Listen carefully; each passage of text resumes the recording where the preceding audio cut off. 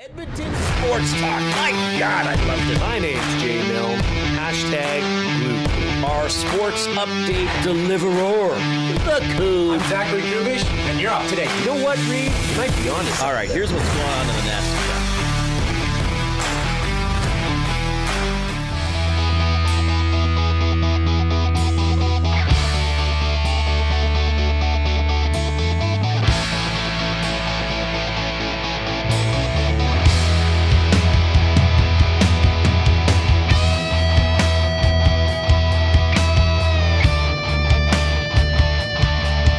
5 games to go. 5 games to go in the regular season for your Edmonton Oilers. They'll tick one off tonight against the Utah Mammoth in Salt Lake City. 7:30 puck drop. We will have the GCL Diesel Oil Stream pregame show at 6:30 here on EST. That's hosted by Tom Gazzola. So the Oilers expected to roll out McDavid with Podkolzin and Savoy, Nugent-Hopkins with Roslovic and Kapanen, Dickinson with Doc and Frederick. Colton Doc returns to action.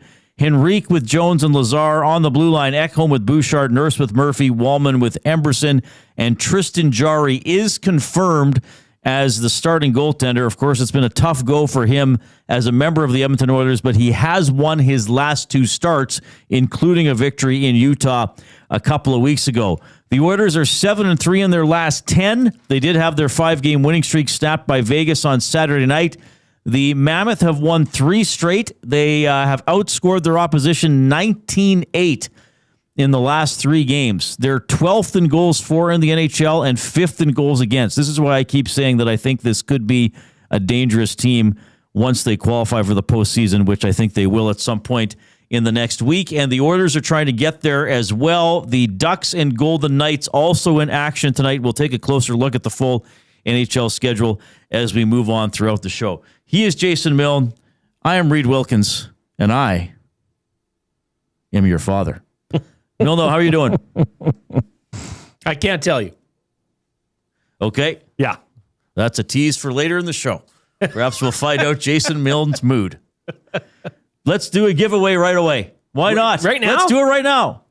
We have had EST listener, a Nasty, as they're called, Ashley, donate 2 tickets to tonight's PWHL takeover game at Rogers Place. Okay. It starts at 7:30. So if it's a couple of tickets, if you would like to go to the game, then you can text us. It is going to be a bit of a trivia question here. Of course, the text line, the inbox, is presented by River Cree Resort and Casino. They're turning 20 this year. Huge celebration until October 26th.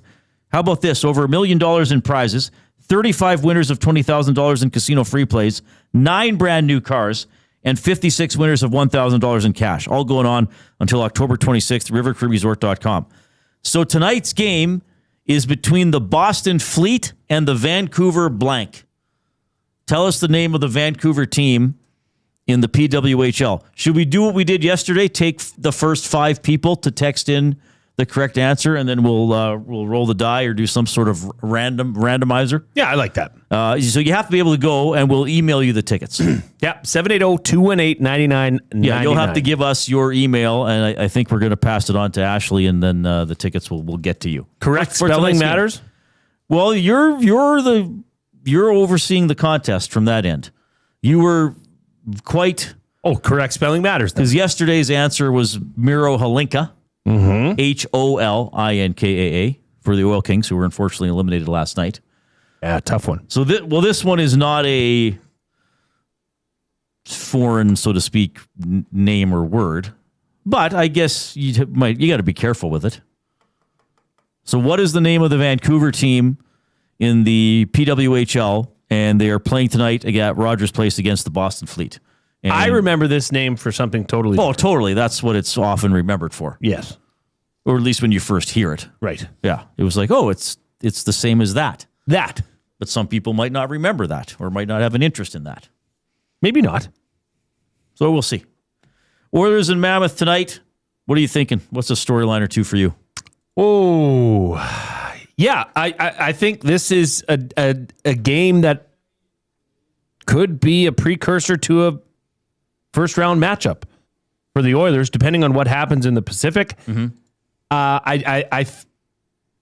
that there is suggesting to me that this might put a little bit more pep in the step of the Edmonton Oilers. Not that they need any more motivation, but Utah has not beaten Utah, whether it be Utah Hockey Club or the Mammoth, have not beaten the Oilers. 5 tries. 5 tries. Yeah. So you'd want to carry that momentum going should you meet up with them in the first round of the playoffs. I would like to see Tristan Jarry go out and put forth a solid effort. None of this, just carry on building on what he's been doing of late. That's what I would think. Now, I know you probably... Does this game concern you at all? Yes, it does. Yeah. Because you can only... Eventually, injuries do catch up with you. They did great without Draisaitl. Then they don't have Hyman. They lose. They, weren't great against Vegas. I don't think they were terrible, but they weren't great. So how do you generate? How do you forecheck? How do you get the puck to the net? Well, those are choices. All those... They are, but Draisaitl and Hyman are also very good at executing it once they choose to do it. Sure, but we talked about it Monday. Or is this team shooting enough? Are they trying to be too cute, right, in certain situations, as opposed to just getting it into the dangerous area and mucking it up? Yeah. Well, which is something they're going to have to do, and they're going to have to defend a lot better. They gave up too many odd man rushes against Chicago as well. So I think Utah is a dangerous team. No, I think the Oilers are still a dangerous team as well. I mean, they still have some pretty good players on the team, even with Draisaitl and Hyman out. But this is a concerning game for me, and we're going to look at. Well, we kind of been having fun lately going through all the games in the NHL and being like, how much are we paying attention to that? The Oilers could be in third tonight. Or they could have a little bit of a cushion in first place. So it's a 7:30 game. 6:30 here on EST for the GCL Diesel Oil Stream pregame show. Do we have 5 people already? Yes. I want to get these tickets. Yes. I want to give it away early so people can plan, get the tickets, and away they go. Yep. All right. Well, let's do it. Let's do it right now. I'll get the die.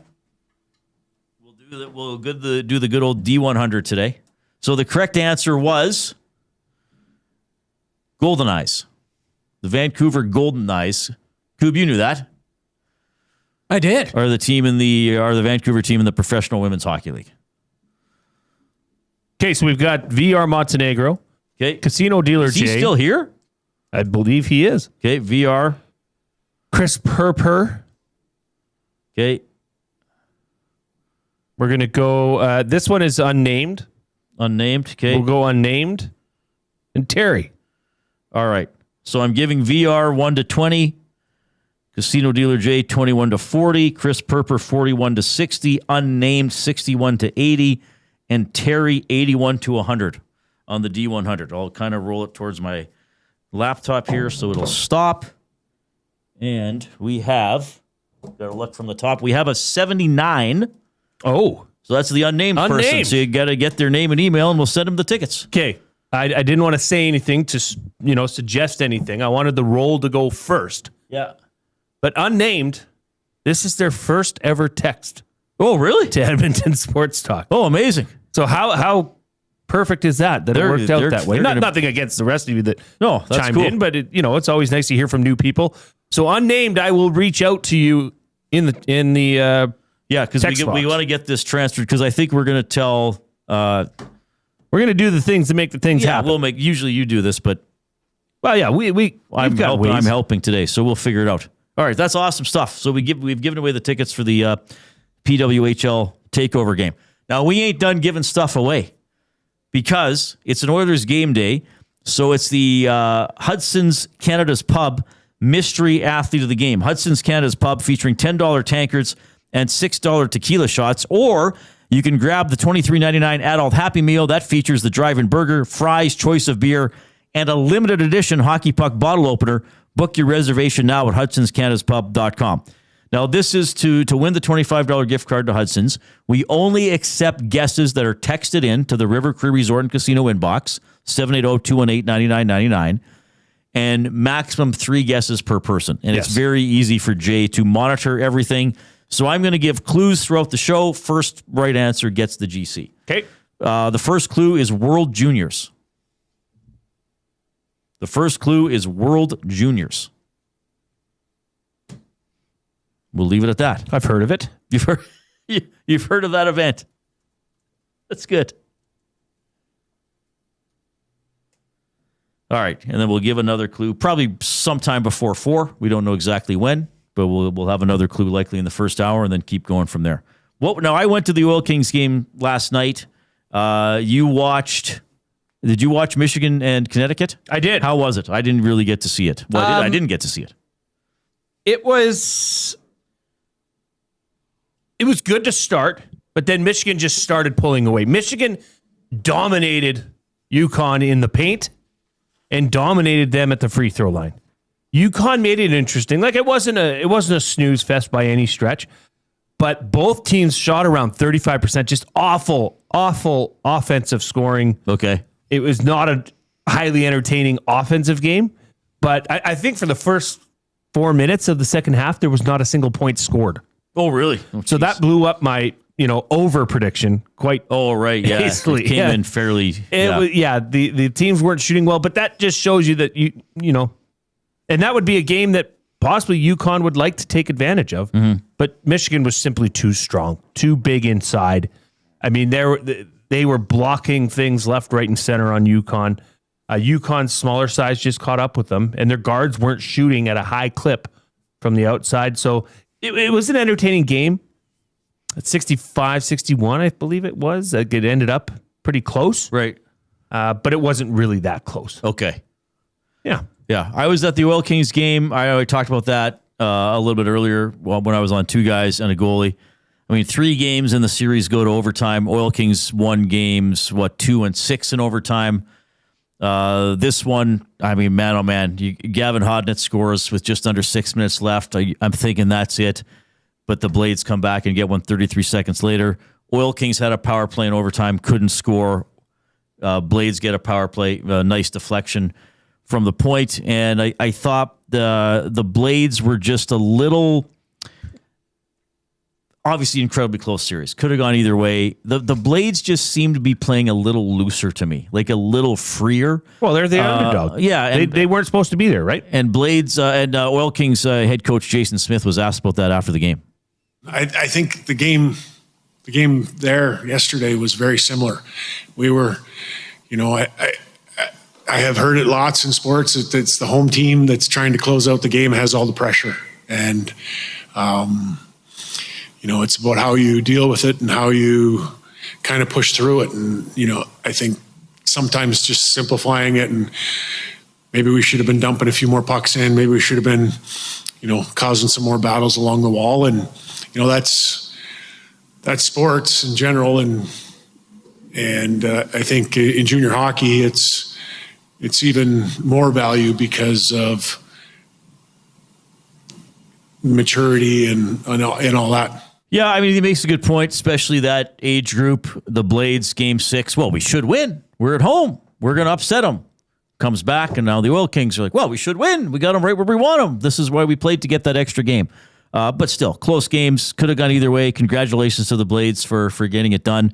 Well-deserved victory for them. Tough matchup for them now against Prince Albert. Too bad for the Oil Kings. 2 years in a row, they lose in 7 games in heartbreaking fashion in the first round. Remember last year they were up 3-1 on PA. Mm-hmm. Lost in Game 5 on the road, Game 6 at home, Game 7 on the road, and then obviously this one goes to Game 7 overtime. We're going to touch on another angle to that game a little bit later on. Okay. I know Koob brought something to the table earlier that we're going to dive into.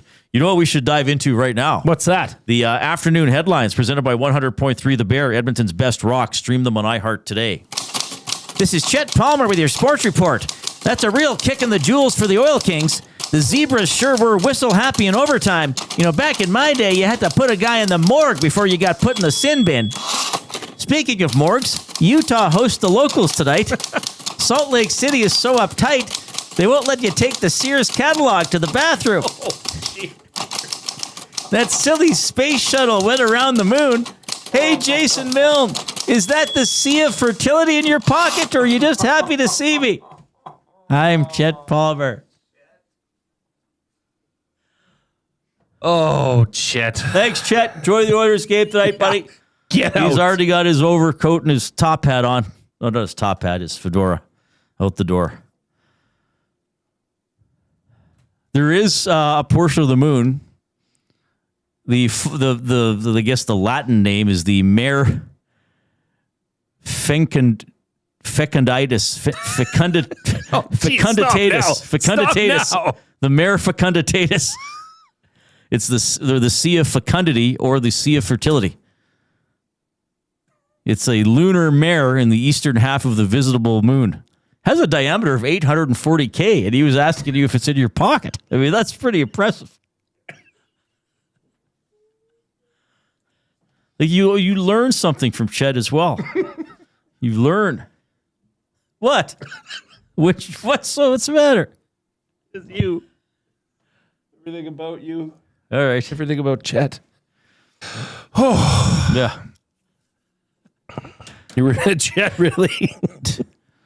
Chet really dug in there. I'm going to say that. Yeah. When was the last time there was a Sears catalog? Do they still publish a Sears? If you work at Simpson Sears. Yes. Oh, wait a minute. Maddie used to work at Sears. Yeah. Do you remember it was called Simpson Sears? Simpson Sears. Yeah. That was then you know what happened. Sears took Simpson out back. Took him down to the river with a bag. What was the show of Mice and Men? Or he yelled at him. Yeah. Simpson got rabies one day working in the store. Got bit by a raccoon taking out the garbage. Oh my goodness. Oh. Yeah, Sears has been gone a while.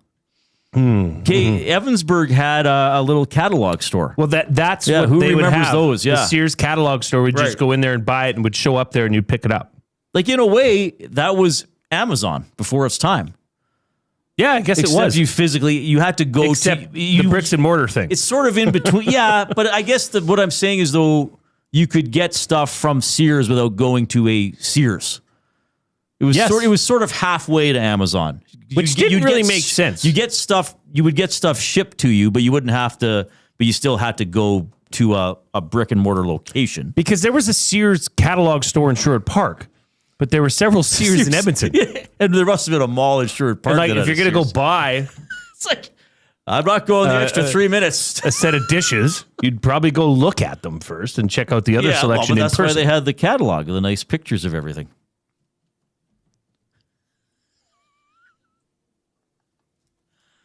All right. 780-218-9999 is the River Cree Resort and Casino inbox. Coob, how are you doing? I'm doing fantastic. Do you know what Reid. Sears is? I know what a Sears is. Yeah, I think we had a dryer from Do you there know what growing Eaton's up. is? I've heard of Eaton's, yes. No, are there still Eaton's? Or Was there's it still Timothy the Bays? Yeah. No, Isn't there's none. There's no Eaton's, there's no Bays. I thought there was still a Bay or two in like Toronto or Montreal. Maybe, but not in Edmonton. Wasn't the definitely not branding in bought Edmonton. by Canadian Tire, like the Bay? I don't know. They snowballed them. Rolled them out. The old department store just ain't what it used to be. Yeah. There used to be an Eaton's at the Heritage Valley Mall, right? We've talked about this. Yeah. We've been down this path. And we have. I think it was when they announced Zellers was coming back. Right.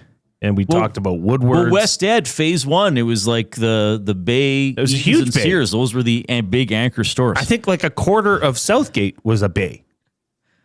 No longer. No. It's now a Jungle Gym. She gone. Okay. That was always the best. Walking through the Bay on your way through to the mall. The perfume? And you'd go through the perfume and everybody and their mother would be trying to entice you to buy the newest scent. Right. Oh. If you're watching us on YouTube this afternoon, please give us a thumbs up. Click, click, click. Must you click? Please, please click. Must you click? You must click. Thumb, thumb, thumb. And if you're on the YouTube stream and you have not subscribed to Edmonton Sports Talk already, please do so. You can chat with us and with your fellow Nasties in the Nasty Chat. That's the chat stream on the right-hand side of the page. Maybe you're listening on iHeartRadio, TuneIn Radio. We thank you for doing that. That's awesome. You can. We gave out the text line, River Cree Resort and Casino inbox, 780-218-9999. And the email, reid@edmontonsportstalk.com, j@edmontonsportstalk.com. We love getting limericks from people. And the limerick today is work in the names of defunct department stores. Ooh, okay. Okay, somehow. I thought you were going to go with the Sears catalog. Well, that'll be the after the post-game show after Tom tonight. I'm going to come on and do something special on the series. A little later. A little bit later on. So that's how you can get in touch with us. We love interacting with you. And congrats to Christy G. Okay, so That was the first time texter. So Christy, we're gonna give your email to the person who's gonna send you the tickets during the commercial. That's awesome, Christy. Thanks for listening, and I'm glad you won the tickets. We do have an Oilers game tonight. Boy, we were just getting started with some of our stuff we're going to talk about today. The off-topic topic is something we do daily around this time of day, and we want audience participation for this. And we should, I always try to, we love all our established listeners. It's awesome. So many people have been listening to EST since it started, to, the 1260 guys, to me when I was on another station. But it's great we're all here now, and you've followed us. But there's new people, and we love audience participation. Yes. And we love your remarks that show personality or comedy or a little zaniness or whatever. So we might get that today from the off-topic topic. Presented by William Huff. Since 1952, William Huff has provided industry-leading advertising solutions for thousands of valued clients. Their unparalleled customer service combined with decades of industry expertise and a desire to make every job the very best can be is what they call the William Huff Advantage. Visit their website at williamhuff.com or give them a shout, 780-454-4536. What did Artemis II and the astronauts on board really see on the far side of the moon?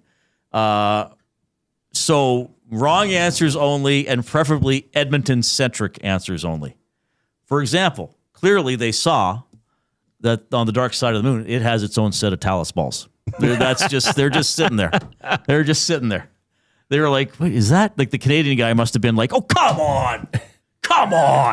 That's what the other two were like. What's the matter? Oh, there's this city in my country. Like, come on." I really don't know. Well, the wrong answers only. We're here to have fun, right? Yes. We're here to just joke around and, have fun.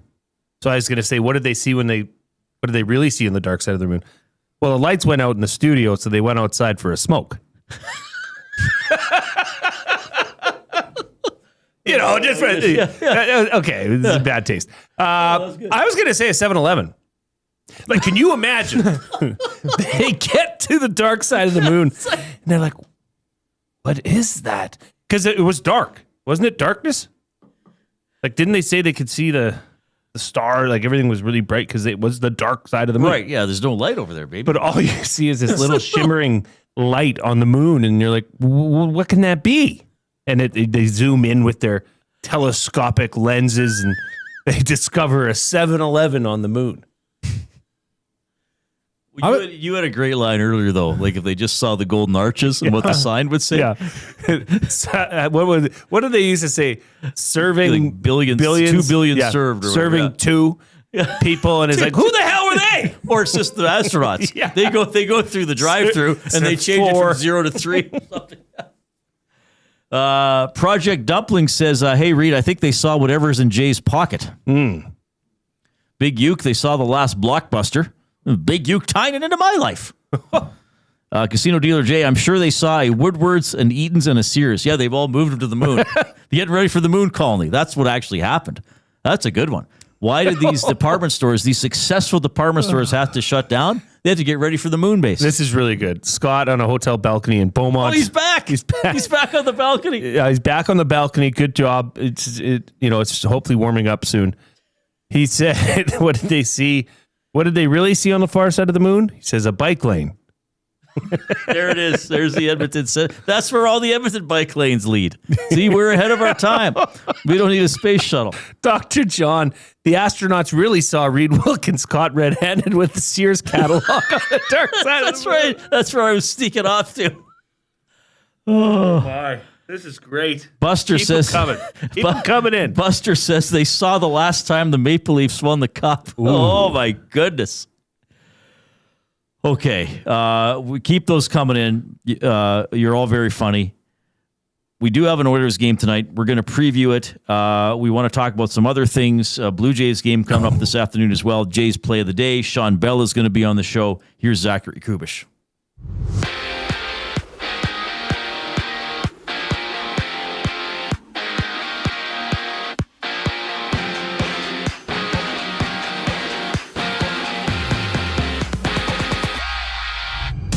Jordan Dock returns from a lower body injury. Tristan Jarry gets a nod for the Oilers out in Utah against the Mammoth. Edmonton first in the Pacific Division, 87 points, 5 games remaining. Utah in wildcard 1 with 86 points through 76 games. Join Tom Gazzola, Ben Thompson. They hit the airwaves at 6:30 for the GCL Diesel Oil Stream pregame show. That gets going right here on EST. Tons of other action on tap in the NHL. Vegas, Vancouver face off. Golden Knights a point back of the Oilers. Meanwhile, the Ducks, they duel the Predators for the nightcap. Anaheim has 87 points.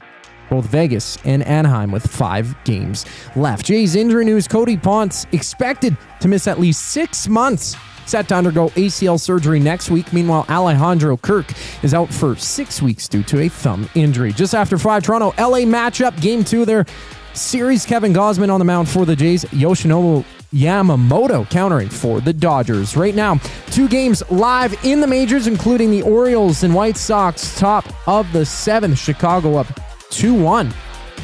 And to the Association, the Raptors square off with the Heat at 5:30 with 9 other games on the docket today. More with Reid Wilkins and Jay Milne following the break here on Edmonton Sports Talk. I'm Zachary Kubish, and you're up to date. 2 guys and a goalie. Jack Roslovic would be worth a 4-year, $5 million contract. Hire or fire it. Jack Roslovic is 29 years old. I like him as a player, man, but I don't know why I feel like if he signs a deal, he just shuts it right. I shouldn't feel this way. The only team that wanted him last year was the Edmonton Oilers. 2 guys and a goalie, presented by GS Construction. Tuesday and Thursday afternoons at noon, only on Edmonton Sports Talk. Your clear choice for Edmonton sports. We have what you're looking for. GD Liquidators is Edmonton's one-stop shop for new and used warehouse, office, and industrial items since 1987. You'll find what you want when you want it. Give us a call, visit us in-store, or check out the monthly auctions at gdliquidators.com. 100% Canadian-owned and operated. We have what you are looking for. GD Liquidators. It's a rezzed up reimagining, a cultural celebration, and a smash hit. River Cree Resort and Casino brings you Bear Grease the Musical. Don't miss this hilarious spin on the 70s classic, replacing T-Birds and Pink Ladies with a cast of characters that spotlight Indigenous language, music, and moves with a Broadway flair. Iconic numbers get a bold new spirit in the audience favorite, Bear Grease. April 26th in the venue at River Cree. Must be 18 plus. Get info and tickets at rivercreeresort.com. GCL Diesel has been serving oil country since 1972. From diesel cars to SUVs to pickups. From farm tractors to school buses to a big rig. From diesel generators to forklifts, GCL can test, troubleshoot, and repair all diesel fuel system components. Whether it's injectors, pumps, turbos, filters, or additive, GCL has the parts you need to keep your diesel running the way it should. For genuine diesel parts at wholesale prices, visit GCL Diesel in the West End or online at gcldiesel.com. GCL Diesel. Diesel understood. The Canadian Brewhouse has a happy hour for any scenario. You finished work early? Happy hour. You finished work because you accidentally hit reply all to the entire company? Big happy hour. Your boss said, great job. Happy hour. Your boss said, per my last email. Ugh, emergency happy hour. You finally closed the big deal. Happy hour. With a huge selection of ice-cold drinks and great food, the Canadian Brewhouse has a happy hour for whatever just happened at work. The Canadian Brewhouse. Your day just got happier. Hey Edmonton, did you know a local Play Alberta winner scored over $430,000 on Desert Fantasy? Think about the rec room you could build with that kind of cash. From major casino winners every hour to jackpots worth millions and hundreds of popular games to money that stays in the province, there has never been a better time to sign up for Play Alberta. Download the app today to get started with casino, sports, and lottery, all in one app. Must be 18 plus to play. When you gamble, use your game sense.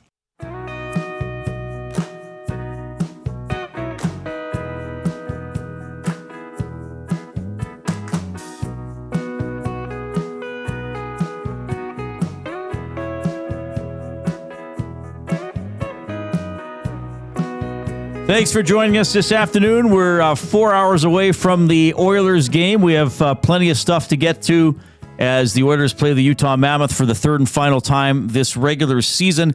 The Oilers 6th in goals for in the NHL, 3.44 per game. Utah 12th at 3.26. On the other side of the puck, Oilers 27th goals against, 3.30.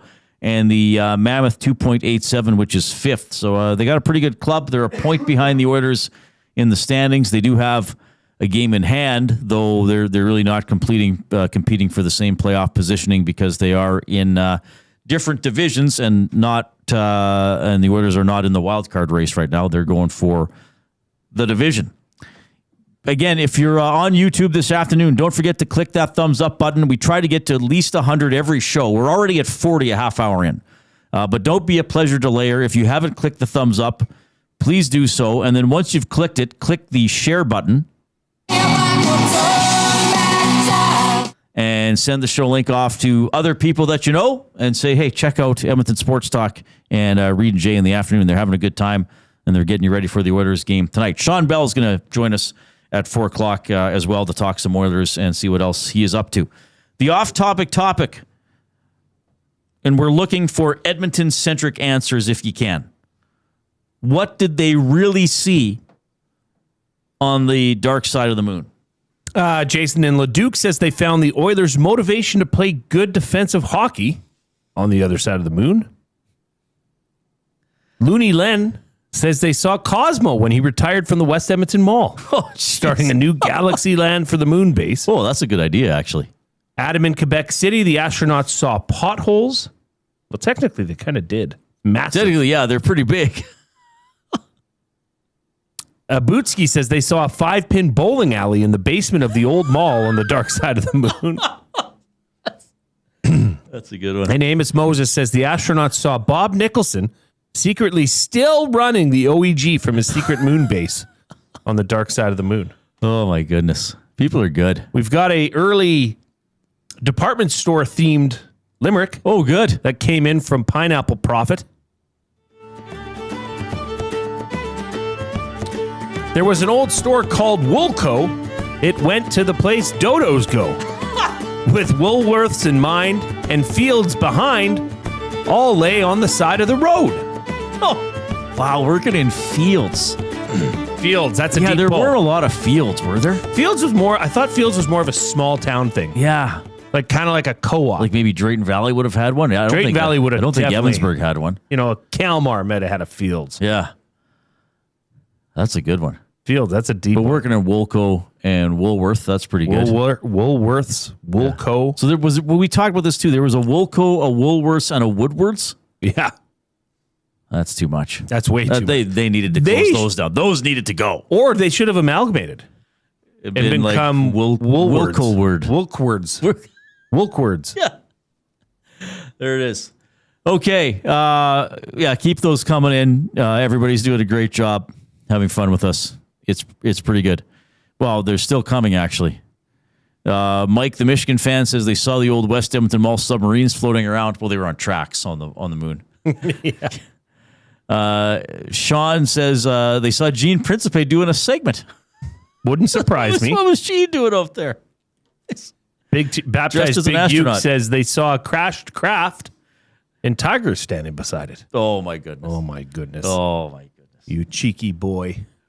Speaking of spacecraft, a gentleman who was a guest on this show, I want to say last February during the Four Nations Face-Off, has passed away at the age of 60. Nick Pope has passed away. Nick was kind of known as a bit of a real-life Fox Mulder. He revealed not long ago, just in February, that he'd been diagnosed with stage 4 cancer of the esophagus. And unfortunately, it had spread to his liver, and he has passed away. We were thrilled to interview him. And he kind of made a name for himself as he went through life in terms of being willing to talk about this stuff, because at one point he did know some things. I'll always remember that interview for two reasons. I thought it was super interesting. And it was the second time I got to interview him, because I did get to interview him once at Chet, but I found him super interesting the way he talks about stuff. And he's very matter of fact. He wasn't like trying to scare you or be creepy about it, and he also wasn't trying to laugh at it. He's like, this is what I know, and this is what I think. And so I remember it for being very just a good interview. I found it very interesting. And I also remember we had like one listener who was like, you guys are a joke. I'll never listen to you again. Yes. Oh, yeah. I don't know if that person ever came back. I don't think they ever did come back. We did get some good listener stories, though. We did. I remember that because the stories that came out were intense. Actually, I think Looney Len told one because he used to serve in the Marines. Right. The U.S. Marines. And he said they saw some weird things out at sea. Right. If I'm not mistaken, Looney. Yeah. Well, who knows what's out there at sea. So, yeah, Nick Pope passing away at the age of 60. And, just an interesting guy. And we talk about it on this show because I'm more into like the science fiction stuff in terms of movies or books. But I think we're both sort of interested in the unknown, or UAP, as they're often now called, right? Unidentified aerial phenomena, or UFOs, unidentified flying objects, and just where could they be coming from? What could be out there, or what could it actually be? So I missed that yesterday. Iwana came and told me earlier today that Nick Pope passed away, who was a very interesting guest on this show. So we wanted to mention that. Rest in peace. Yeah, absolutely. The Blue Jays lost. What did it wind up yesterday? 14-2? Walloped. Was it 4-1 when we left? It was not going well. We already sort of sensed it might not be their day. Scherzer had just left the game with an injury when we were signing off, right? Yeah. And who hit the 2-run dinger? Launched it. Well, Freeman hit a home. Freeman. Was Freeman a solo or I don't know? Was it solo? Yeah, and that made it 4-1. Right. If I'm not. Anyways. Yeah, it was. Looking back on that side home of run, things to come.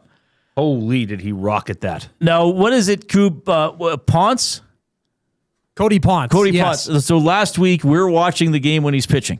And he fell down. He fell off the mound. And then he went to field a ball that, I hate to say this, he's a big league player, but probably some good slow pitch players probably could have fielded it.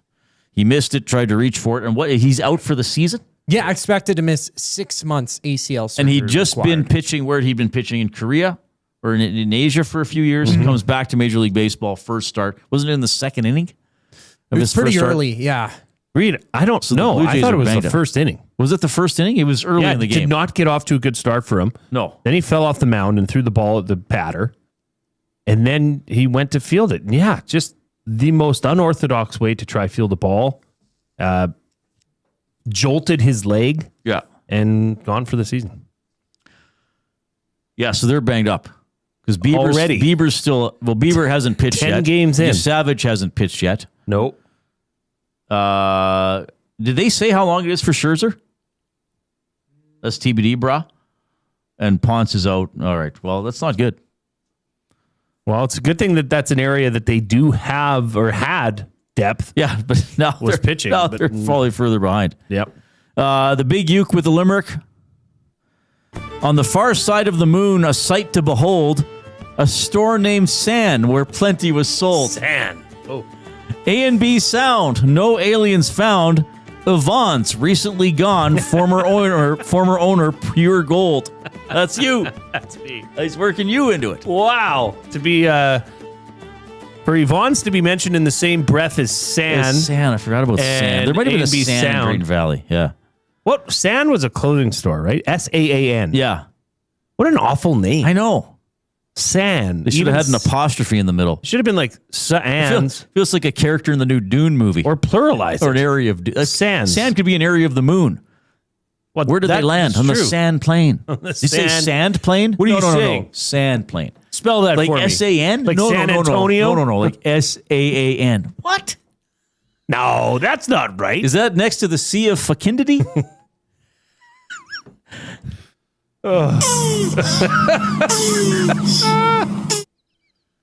Mikey in the River Cree Resort and Casino inbox 780-218-99 says, I worked at the Fields in Westlock.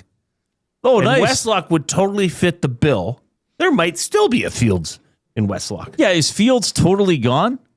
Is Fields around? Is Sand One totally in Barhead. gone? I know that. There is currently a Fields? The last time I was there was a Fields, but it was maybe a year ago. Now, you know we're talking about a department store, not big land masses. Not like a park. Yeah, no, there aren't many Fields around. Around Barhead, they have the Yeah, the department store. Okay. Selling clothes I and whatnot. Googled, are there fields in Alberta? It says yes. Alberta has vast agricultural fields, particularly in its prairie and parkland regions. They got a field. Jablonski, put it in more accurately when you Google it. They got a fields on Main Street in Barhead. Really? Actually, Teacher, permanently closed. Teacher, Never I mind. Googled the stuff about fields you wanted. What? Not that type of fields, Jablonski. We're talking about the store. Wow. Field store locator. That's amazing. Athabasca has a new location. We got to get him on the show. That reopened. We should do a show from there. Reopened in 2025. So Athabasca, Barhead, Drayton Valley, Edmonton has a Fields. If you could somebody get a Fields employee to text us or post in the Nasty Chat? If a Fields employee calls us, we'll take the call. We'll do it. High Level, Leduc, Mayerthorpe, Valley View, Westlock, Wetaskiwin. This is amazing. Fields, great value since 1948. Long time. Helping you live a better life. They really have. What do they sell? Bunch of stuff. All kinds of things. Sandals. Just napkins. Sandals and napkins. I see. Here's your day at the beach, Coop. Here's the five company logos that show up on their website, fields.ca. Swiffer, Levi Strauss and Company. Good. Kuma Outdoor Gear. Fruit of the Loom. I believe they sell Gitch. And Crayola.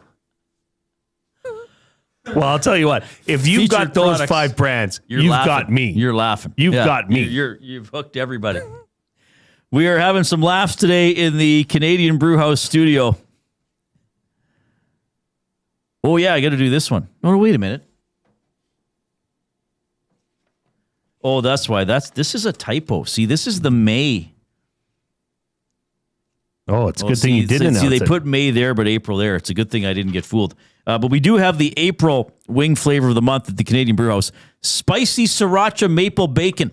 Sweet and spicy Sriracha Maple Bacon. Saucy wings for the perfect balance of heat, sweetness, and savory flavor. Get them only for a limited time. Until April 30th, for example. Possibly. All right. Clue number 2.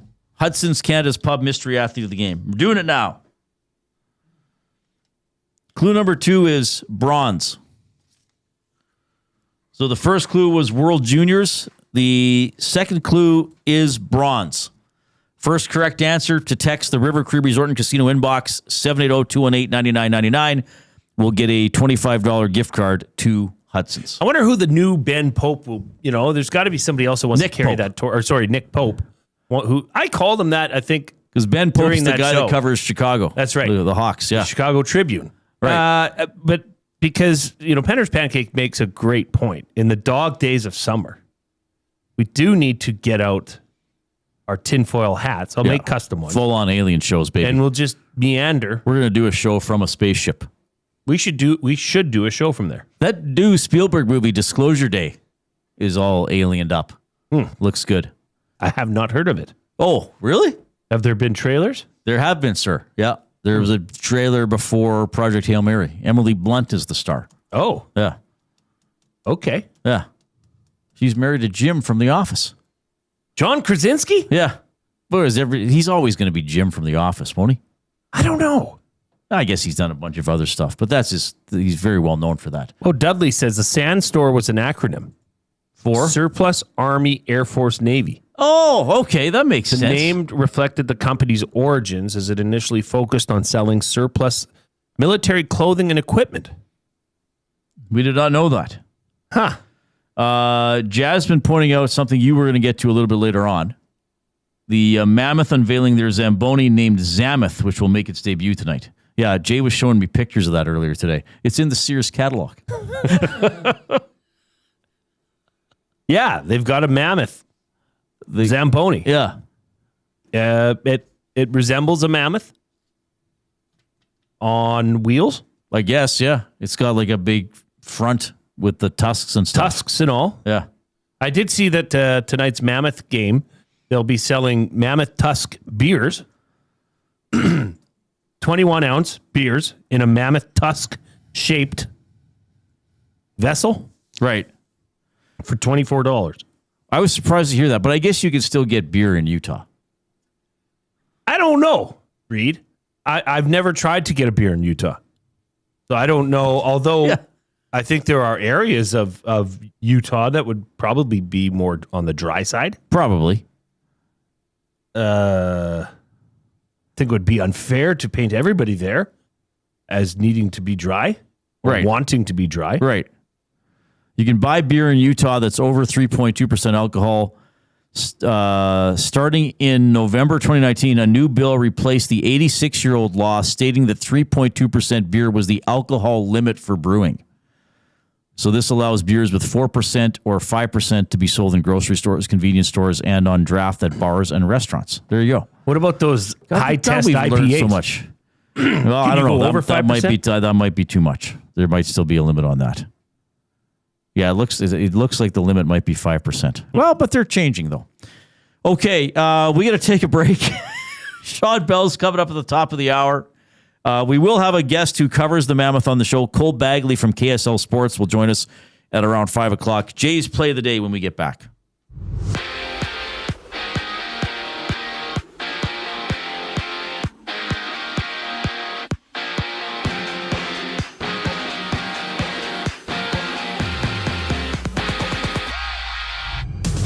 Edmonton's on the road in Utah as the Oilers battle the Mammoth. Tristan Jarry gets the nod. Colton Dach returning from a lower body injury. Puck drop at 7:30.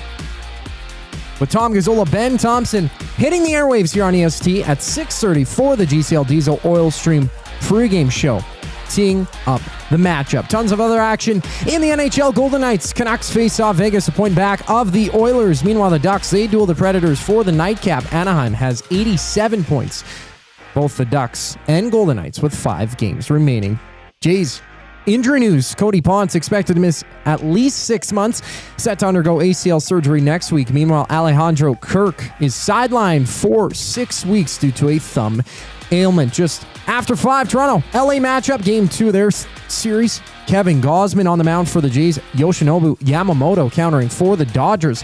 And right now there's 2 games live in the majors midway through the 8th. The Orioles taking a 4-2 lead on the White Sox, and the D-backs, they're up by a run over the Mets, bottom 5th inning. For the Raptors, they're in action against the Heat, scoring off at 5:30 with 9 other games around the association. This sports update is brought to you by The Ranch. The Ranch Golf Club delivers premier conditions, top-notch service, and unmatched value every round. That's why they're Alberta's top choice for corporate golf events. Visit theranchgolf.com today.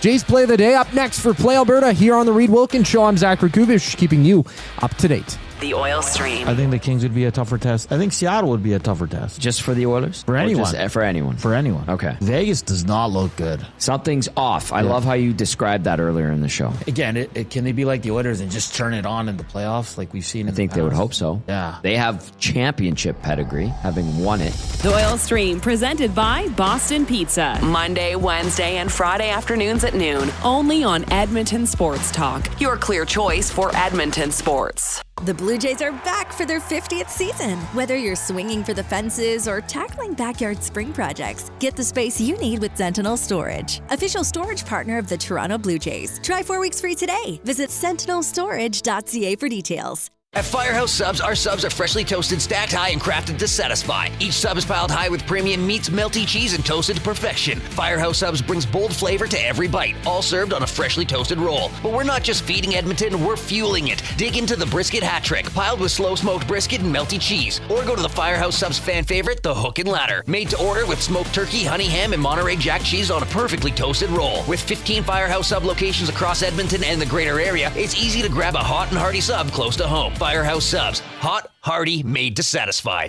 It's a rezzed up reimagining, a cultural celebration, and a smash hit. River Cree Resort and Casino brings you Bear Grease the Musical. Don't miss this hilarious spin on the 70s classic, replacing T-Birds and Pink Ladies with a cast of characters that spotlight Indigenous language, music, and moves with a Broadway flair. Iconic numbers get a bold new spirit and the audience favorite, Bear Grease. April 26th in the venue at River Cree. Must be 18 plus. Get info and tickets at rivercreeresort.com. Goodwill is one shopper. Finding something I never knew I needed. A jacket. A deal. One donor. Letting go of something so someone else can move forward. One program participant. Learning. Trying. Building skills. Building confidence. Building a future. One purchase. One donation. One job. One choice. Goodwill is the power of one. The power of one. The power of one. The power of one. Goodwill Industries of Alberta. It all starts with one. Hockey on one screen, basketball on the next, soccer in the corner. And yeah, we've got UFC too. There's a reason we have this many screens. Because no matter what you're watching, it deserves the big moment. We don't pick sides. We don't pick sports. We put it all on. Cold beers flying. Game day eats landing. And the crowd's louder than your group chat. If it's on here. The Canadian Brewhouse. Our house is your house.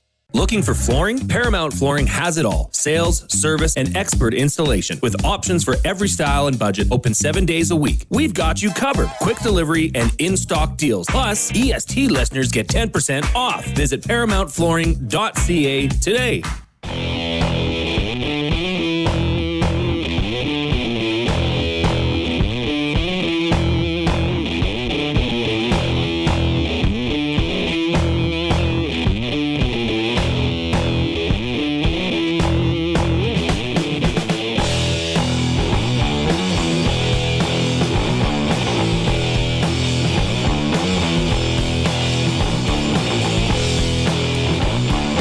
It's Jay, it's play, he's Jay, it's today.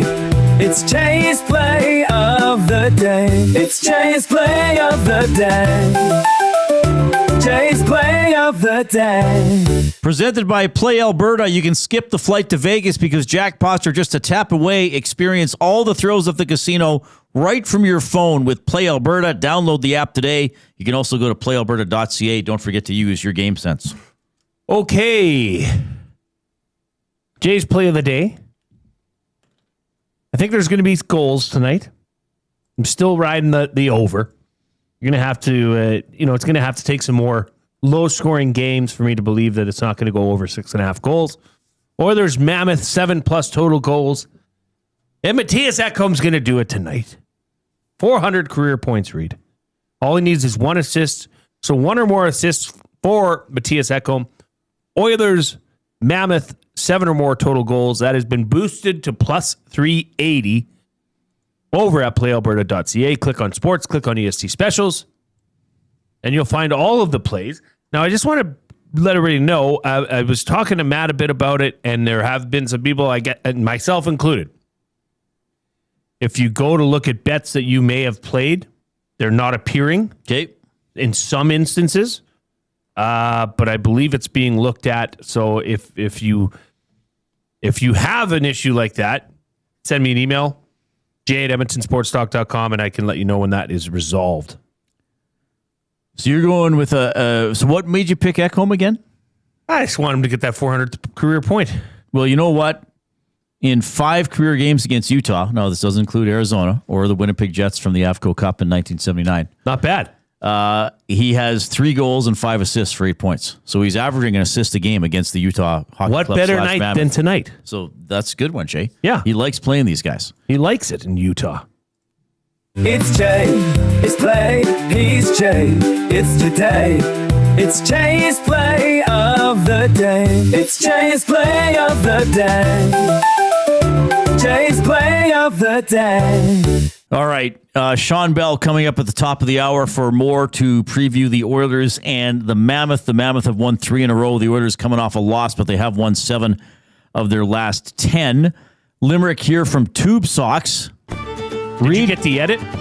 I have the corrected one. Okay, good. Yes. So hopefully I'm reading the right one. They're the same. Well, as long as you read the corrected one. Oh, read the corrected one. Reid and Jay hit the road at long last, chasing ghosts of department stores past, through malls overgrown, where escalators once groaned, and clearance dreams vanished too fast. Pretty good. I like that one. This might go into one of the most peculiar limericks I've ever seen. Uh-oh. This comes in from a Teef. Okay. The title of the email is My Weekend in Canmore Last Weekend. Okay. My weekend in Canmore last week. Is there a comma? Oh, there sure isn't, Reid. Okay, but he's clarifying which weekend it was. It was last weekend. It could have been 18 years ago. That's right. He could be saying my weekend in Canmore. So this just happened. Well, but maybe. The band's like, oh, we got to keep going. Okay. The legs, my arms.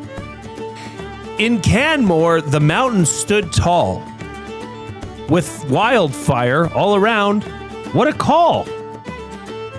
I searched high and low for a bear's friendly show, but the furball eluded my haul.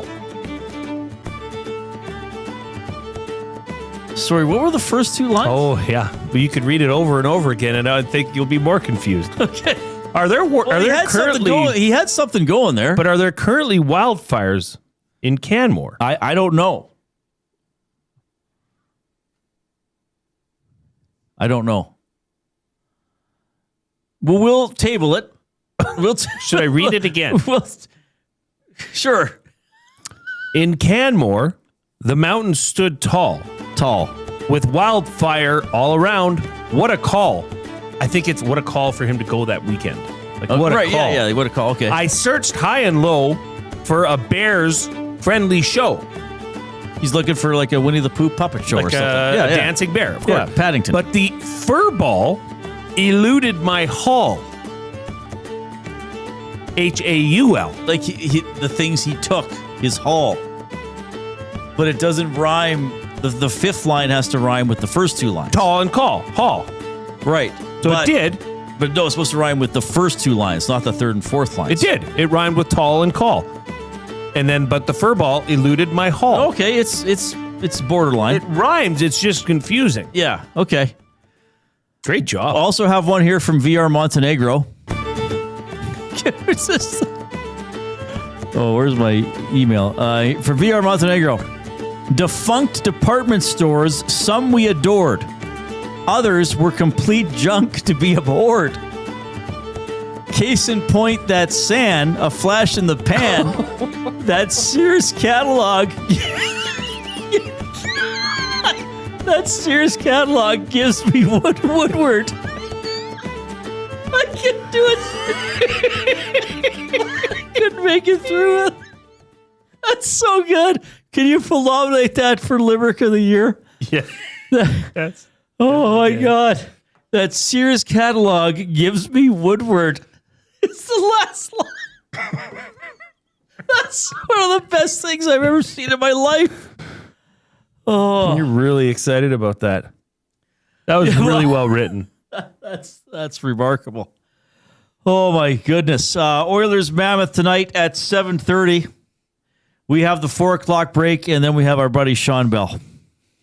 The Lock Shop. The Winnipeg Jets seem to refuse to die. They somehow went into Colorado and won. Nashville's lost 3 in a row. I mean, I don't even know what to say about the Jets right now. Somehow we're still having the same conversation we've had for the last couple of weeks. They're 3 back. Nashville doesn't play until Thursday when they play LA. 3 back with the game in hand. Take care of business in the game in hand. We're talking 1 back. The Lock Shop, weekday mornings at 11, only on Edmonton Sports Talk, your clear choice for Edmonton sports.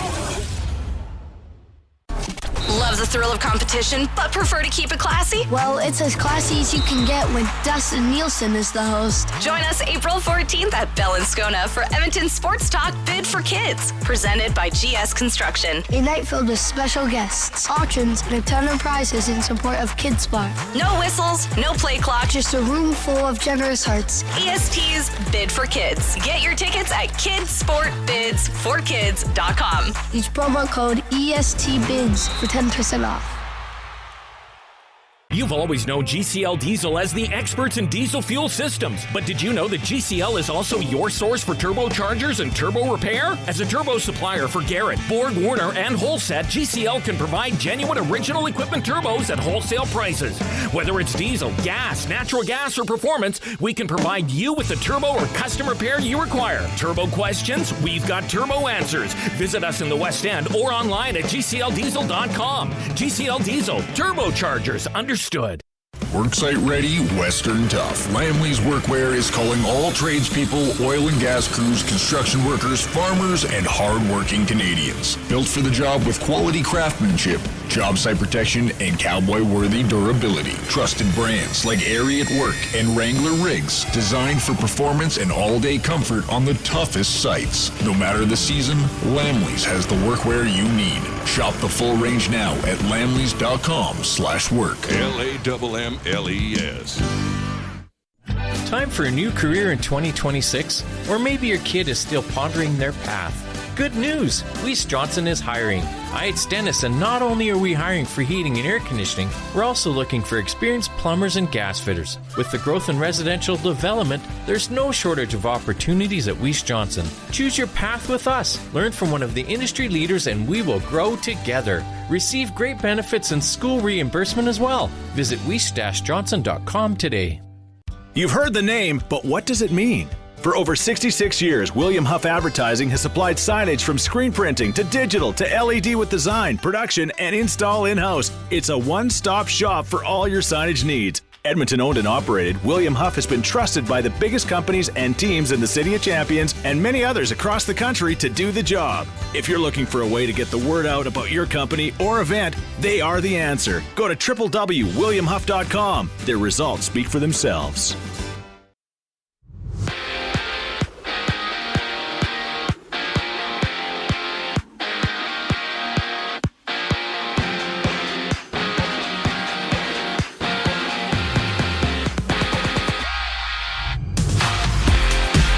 Doc returns from a lower body injury. Tristan Jarry gets a nod for the Oilers, challenging the Mammoth out in Utah. Edmonton first in the Pacific, 87 points, 5 games remaining. Utah in wild card 1 out west, 86 points for them through 76 games. Join Tom Gazzola, Ben Thompson for the GCL Diesel Oil Stream pregame show. They hit the airwaves at 6:30 right here on EST. Around the NHL, the Golden Knights Canucks face off Vegas, a point back of the Oilers. Meanwhile, the Ducks duel the Predators for the nightcap. Anaheim has 87 points each with 5 games remaining. Jays injury news. Cody Ponce expected to miss at least 6 months and is set to undergo ACL surgery next week. Meanwhile, Alejandro Kirk is sidelined for 6 weeks due to a thumb injury. Just after 5, Toronto, LA matchup, game 2 of their series. Kevin Gausman on the mound for the Jays. Yoshinobu Yamamoto countering for the Dodgers. And right now, a pair of games live, top of the 9th. Orioles up 4-2 on the White Sox. Bottom 6th between the D-backs and Mets. Arizona with a 1-run lead to the association. 10 games on tap, including the Raptors and Heat squaring off at 5:30. I'm Zachary Kubish. That was your sports update. Hour 2 of the Reid Wilkins Show starts right now.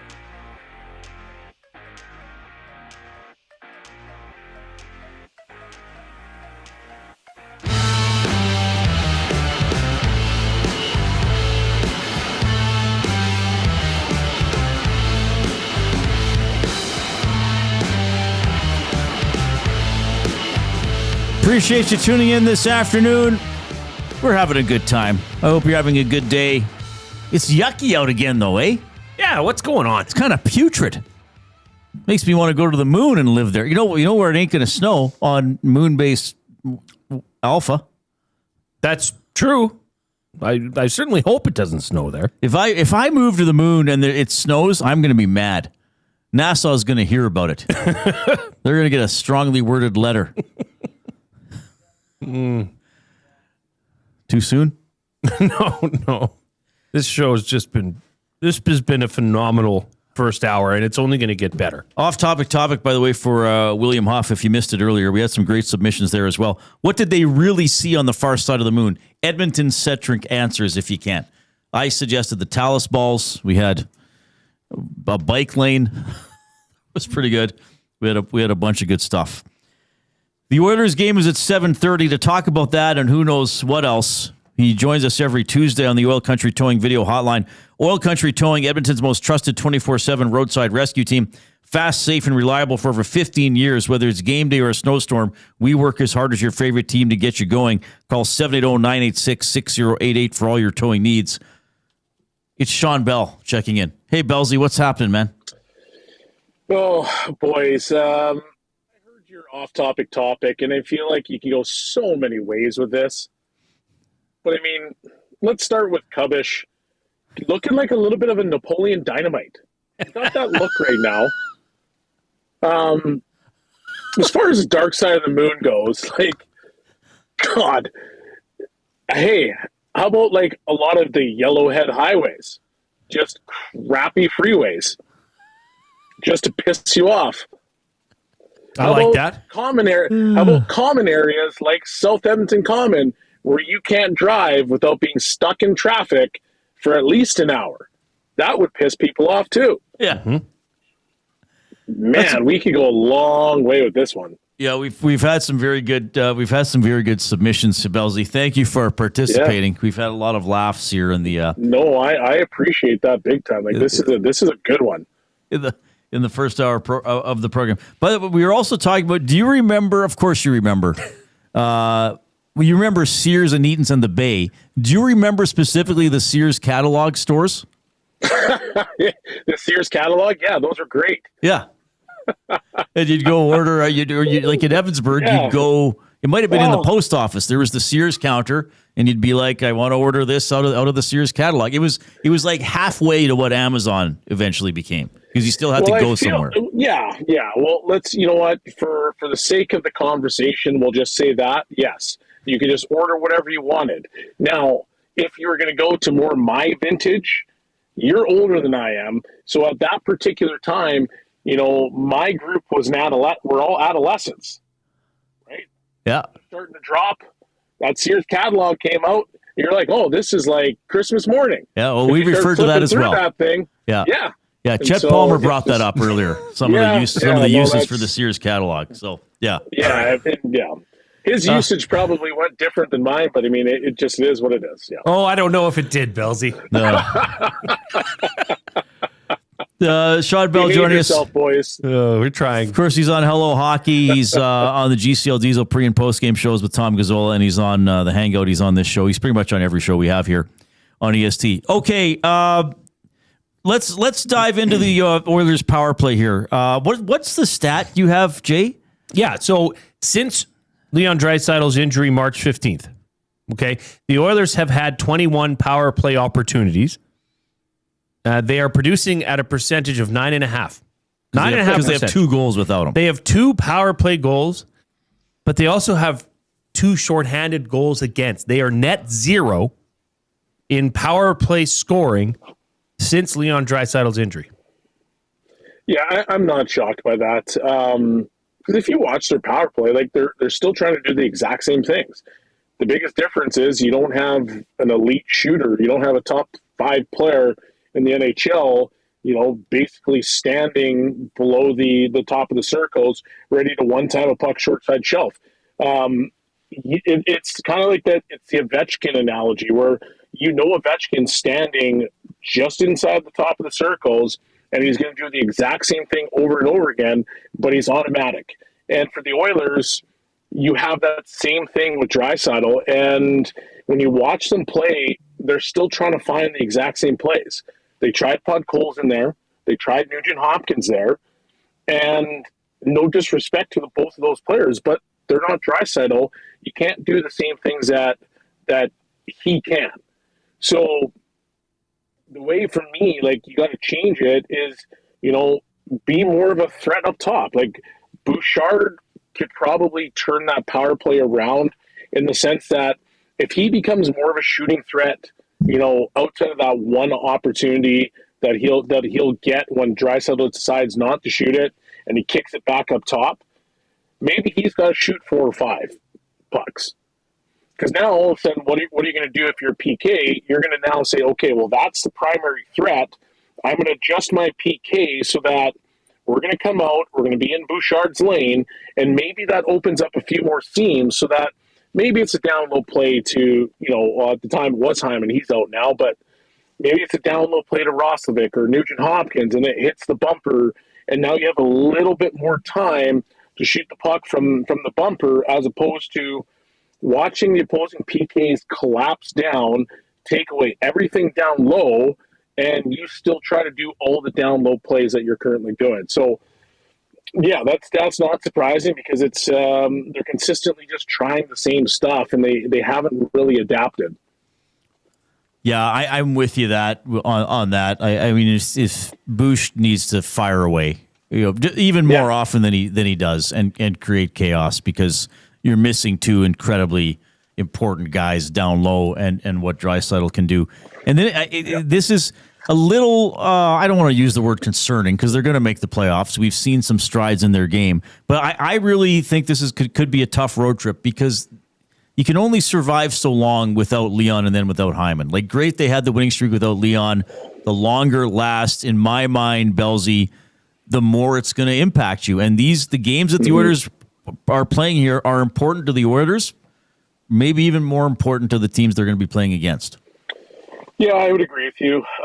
If you have a game similar to the one that they just played, I'd be ultra concerned, because you saw a lot of stuff that was early season Oilers, defensive breakdowns, turnovers galore, coming back the opposite way.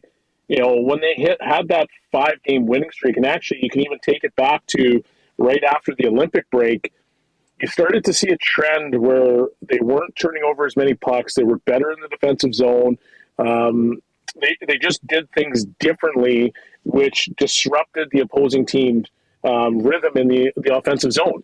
And that last game, and I go back to it, I talked about it on the post-game show, like the goal that was scored, and I can't remember who the player was, but he was standing right in front of Emerson. And Emerson was there. He had the position. He was actually in great position. The only thing he didn't do was go stick on puck or play up. And it goes east-west. Player from Vegas gets a puck. He has enough time to catch it, release it, and it's in the back of the net. But in that particular winning streak, that play would never have happened, because Emerson would have had a good stick on puck, and he probably deflects that thing into the rafters. And so it was just, there was a lot of mental mistakes. I equated it to just, having a bit of a down game. But if you see that version of the Oilers, then I think it's going to be very concerning. If you see the version of the Oilers that, was taking away time and space, they were way more attentive to some of the details in the game, I think you'll be okay, because I still think they have enough pieces to beat some of the teams that they're about to play. Shawn Belle joining us courtesy of the Oil Country Towing video hotline here on the Reid Wilkins Show. I've heard this a lot, and certainly you've heard it, Bellsy, Reid, you've said it, that hockey players have short memories. And, I'm looking at this game where the Oilers are 5-0 against the Utah Hockey Club, Mammoth, whatever you want to call them, but against the Utah franchise, they're 5-0. And they have a plus 16 goal differential. Would that weigh into the game tonight at all from a Utah perspective? I honestly, I don't think Utah is even looking at that, because things change on the drop of a dime. Like it's to me, yeah, you've had dominance over the team, but you get into a playoff series, that can go out the window in a hurry. You get into one game, they could end up winning today's game, and then all of a sudden they're 5-1, and they get some confidence. Like, to me, it's just one of those things where it's been unfortunate matchups. Yeah, I think the Oilers are better than Utah. I think they have higher end players than Utah. So I just think, to me, it's like, well, yeah, this is just a better team. You should win the games that you have against better, like, teams that are lesser than you. Like, that should be an automatic, especially if you're playing well. The one thing that I would say is that Utah is extremely dangerous because they go at you in waves. They don't change the way that they play, and they've got guys that can put the puck in the net. So if I'm Utah, I'm not worried about the 5-0. I'm just worried about trying to get after the Oilers, like try to get in on the forecheck, try to get some of the defensemen to turn over pucks, because when they do turn over pucks, it's usually in a really good area that you can have a grade A opportunity, and then that's when you got to capitalize. Yeah, and they're a good rush team too, right? So the Oilers got to watch the pinching in the neutral zone and all that kind of stuff. You're in your car, probably stepping outside right away. Is this a Wannock's fault, the snow? Is that where you were texting me earlier? Yeah, it is, because this guy, he's been doing this for a couple of years now. He did that? And then, right? And he goes, we're almost through all this nonsense. And I'm like, Matty, don't say.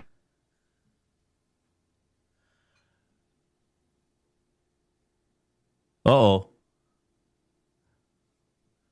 Do you have him? No, we lost him. He must really be going at Matt. He went to... I think Matt muted it. I think Matt muted it. Matt went into Wirecast. Matt muted Belsey. And did this remotely. He did it remotely. Holy. What happened? We lost Belsey. He put Belsey on the dark side of the moon. Just as he was going to put a Wannock in his place. Wow. We lost him. Is he back, Coop? Okay, Belsey, I don't know if you hope hear. You're okay. Belsey, you'll have to save this for a time when a Wannock's not listening. Text us and let us know you're okay. He's listening, and he muted you. It's all his fault again. Okay, well, we'll thank Shawn Belle for joining us on the Oil Country Towing. Oh, wait. He's back. Boys, I'm back. Don't you get rid of me. Don't you do it. You better watch. So what were you saying about a Wannock? You got to finish that. No, I was just saying, like, Matty has been doing this for a couple years where he puts it out and he goes, winter's basically done. We got 1 or 2 more weeks of the nonsense and we'll be into spring. We'll be into summer. Matty, this is now 2 years in a row of the same crap. We're into April. It's snowing. It snowed outside. It's snowing again. I don't care if it's melting. It's on you, Matthew Wannock. It's on you. And you owe all of Edmonton an apology for smirching the sanctity of Mother Nature. Thank you. Mother Nature she ain't a person to play with. And guess what, Matty? That's what you're doing. Oh, that's incredible. Belsey, outstanding work. You're on with Tommy tonight, so have fun. Enjoy the game. I'll be listening to you guys, Oilers and Utah. Love having you on the show every week, my man, and I'll see you tomorrow. It's always a pleasure. Take care, boys. Shawn Belle on the Oil Country Towing video hotline with a little bit of memories of the Sears catalog, plenty of Oilers discussion, and a very targeted and accurate attack on Matthew Wannock. You don't talk about anything weather-related, good, bad, or indifferent until after May long weekend. Yeah, but Wannock always has to act like he's predicting everything. Winter tires stay on. This will never happen again. Wait till May long. Yeah. Right? Well, hopefully not till May long. That's a safe spot. Yeah. You've seen winter storms in May long weekend. Well, I think I've seen snow in every month except July. At some point in my life. Yeah, maybe June. But even this is already cleared up, but it's starting again. I got like 3 inches of snow at our place last night. Coop, the Corgi must have been outraged. He was happy. Was he out shoveling? Well, he's a low rider. He likes the cool snow on his underbelly. To cool his belly off. Yeah. That's amazing. If you have us on YouTube this afternoon, thanks for checking us out that way. Subscribe to Edmonton Sports Talk if you haven't already. And if you have not, click the thumbs up. Please do so. Must you click? Please click. Must you click? You must click. Thumb. We need 23 thumbs to get to 100 for the show. We're not even halfway through our goal. Our minimum goal for each show is 100. So let's get past that and then see how high we can climb. Clue number 3 in the Hudson's Canada's Pub Mystery Athlete of the Game. You're trying to win a $25 gift card to Hudson's Canada's Pub. You must text your guesses to 780-218-9999. That's the River Cree Resort and Casino inbox. Maximum 3 guesses per person. The third clue is silver. So the clues have been World Juniors, bronze, and silver. Interesting. Are you getting any of the messages today? Like, hey, Jay, I won 10 minutes ago. Hey, Jay, pretty sure I won already. There's been some confidence, but not to that extent. We do not have a winner. Not to that extent. Okay. Well, we'll see where we get. And yes, of course, it is the River Cree Resort and Casino inbox, 780-218-9999. You know what? Check out Tap 25 and enjoy the prime rib special. It's just $21.99. It's available 7 days a week, except show nights, 11:30 in the morning to 11 at night. So all day, and that's available for dine-in and takeout. The $21.99 prime rib special, tap 25 at River Cree Resort and Casino. Well, speaking of the River Cree Resort and Casino, this little ditty just came in on the inbox. From Adam in Quebec City. We've got a department store limerick yet again. Good. A world that is sans sand is one that is tired and bland. Woolco and the Bay have all gone away, leaving their tears in the eyes of their fans. That's very good. Very good. Sand. That's really good. Sand. That means no sand. Without sand, yeah. Without sand. That's really good. He's bilingual. He's from Quebec. Well, he's from Quebec, yes. Of course, his name's also Adam. But still, he's probably just shaking his head right now. If I'm not mistaken, Adam's originally from here. I think we've talked about this. Yeah. But he now resides in Quebec City. Yeah, makes sense. Might be getting a CFL franchise. Is that true? I don't know. Is that the latest rumor? That's probably the best place for it to go. Around saying it's probably the most realistic place for it to go in Canada. But that would bump Winnipeg to the west. No, Winnipeg is in the west. Sorry, that would have to bump in Ottawa. No, that would balance the divisions. Or I guess that it would balance the 5-5. divisions. Yeah, it would be 5-5. Yeah, Winnipeg's this good. Team Winnipeg's this good, CFL needs to be balanced, Reid. I mean, you of all people would know. Just have one division. Well, you could, but they're never going to do that. Maybe I'll be the commish someday. I'm sure 55-yard line in the nasty chat would support anybody else except for Stuart Johnston being the commissioner. Yeah, he does not like him. We got one more year of the 55. This year is just the rouge is changed and the play clock is changed and the benches are changed. Next year, 2027, is the 100-yard field goal, the 15-yard end zones, and the goalpost to the back, right? I wish they'd left I kind of wish they'd left. I would have been fine with the 110-yard field and shorten the end zone. I like if you want to move the goalpost to the back, okay, I get it. Maybe you get a little more going for it as opposed to field goals. Mm-hmm. I wish we could have kept kept the 55. Yeah, it wasn't really necessary to cut it. I don't think. I mean, I guess you're saying, well, you want more touchdowns. It's 10 fewer yards, but I don't know. Other than for field sizes. Well, it's going to mess up for amateur football, which we've talked about. Yeah. Yeah, they may have to just leave the rules the way they are. All right, 780-218-9999, River Cree Resort and Casino inbox. Email j@edmontonsportstalk.com, reid@edmontonsportstalk.com. We were talking about the Oilers' power play. We'll get some thoughts from Knob and the Nuge when we get back.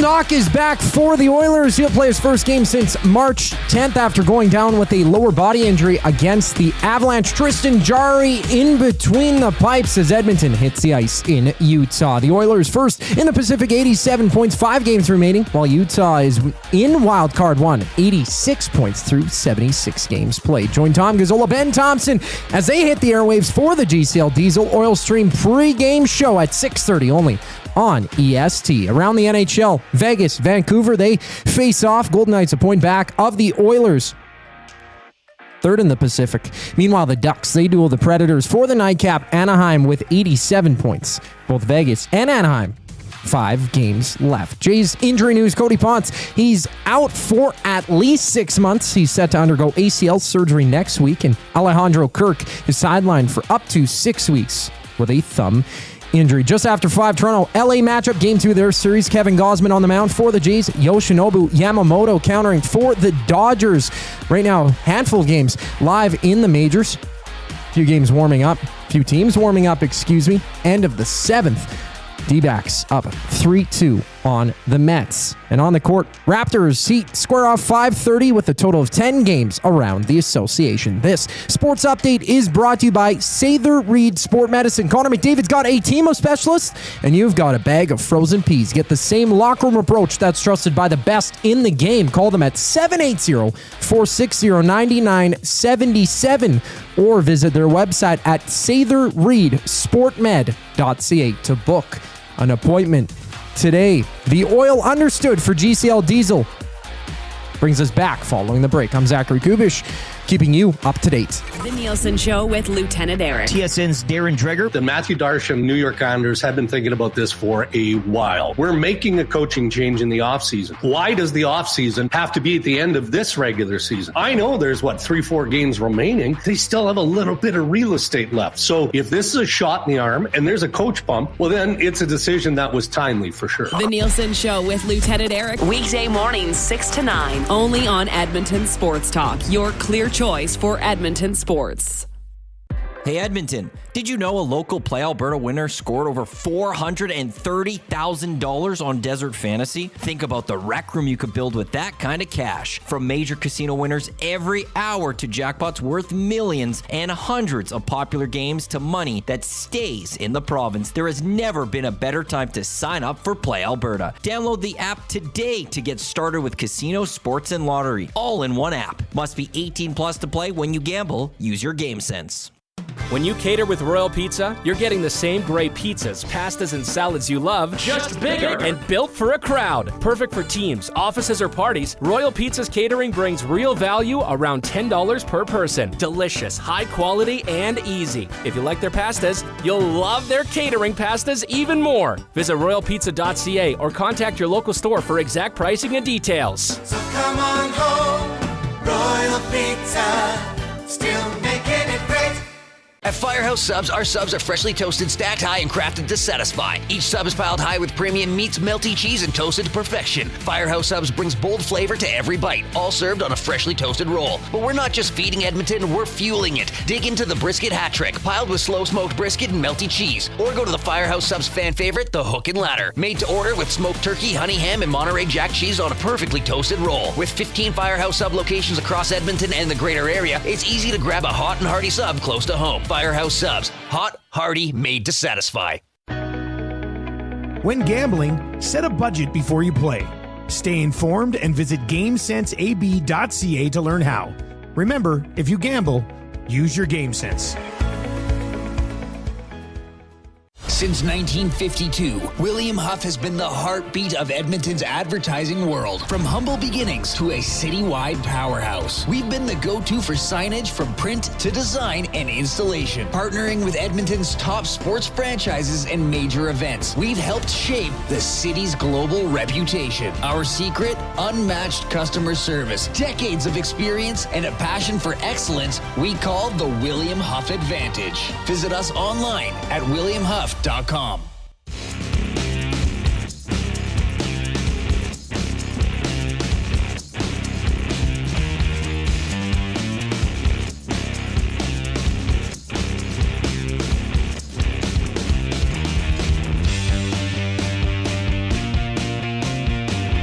It's a great day to be in the Canadian Brewhouse studio.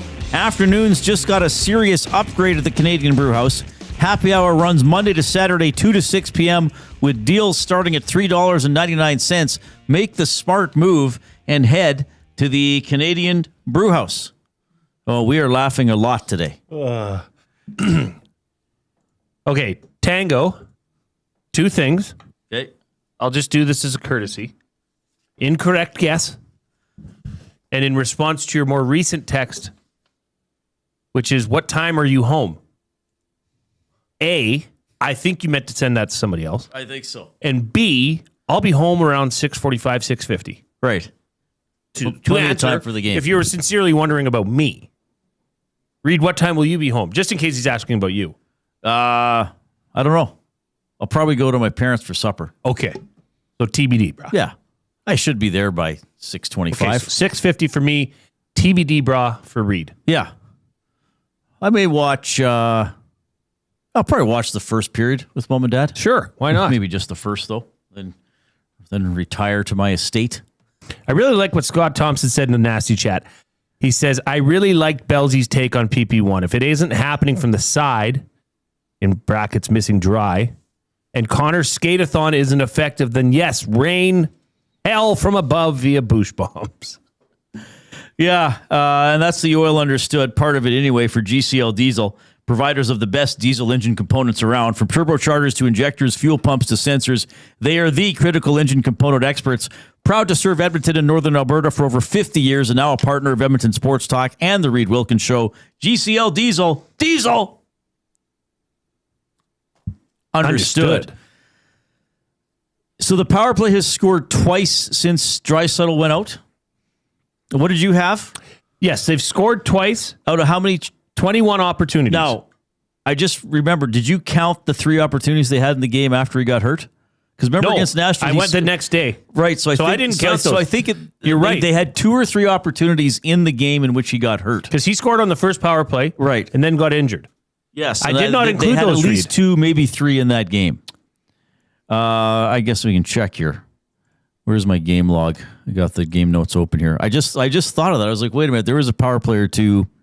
So anyway, I'm not doing this to correct you. Your point is well taken, but we could even emphasize your point. Yeah, it could be worse. So that was the Nashville game.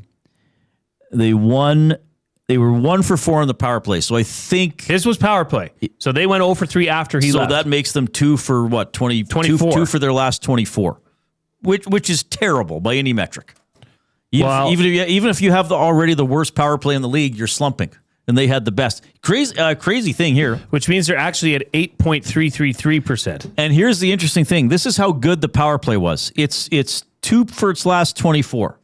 It's still first in the NHL at 29.7%. The Utah power play is not that good, 19.4%. That's 22nd. The PK Oilers 77.5 is 23rd. Utah 78.8 is 17th. So maybe there'll be some power play goals tonight. A couple of guys were asked, well, Knobloch and Nugent Hopkins were asked about the power play. Here's Knobloch, first of all. I think just emphasis on the execution and bearing down when we have opportunities, because the best power plays are the ones that are playing together. They are in sync. They know what each of them are doing. When you're changing up a lot, that's usually when there's confusion and you get a different look, and maybe it's harder for the opposition to pre-scout your power play. But I think it's most important that guys are on the same page and know what everyone's doing. So, I think our power plays look good. We just haven't been able to score. I will say I think he's partially correct. Sure. I do think there have been some chances that haven't been finished. I mean, didn't Bush hit a post or a crossbar? Mm-hmm. Maybe probably twice over that run. Or maybe Nugent Hopkins. I thought somebody else hit a post. But as I often say, posts were going wide.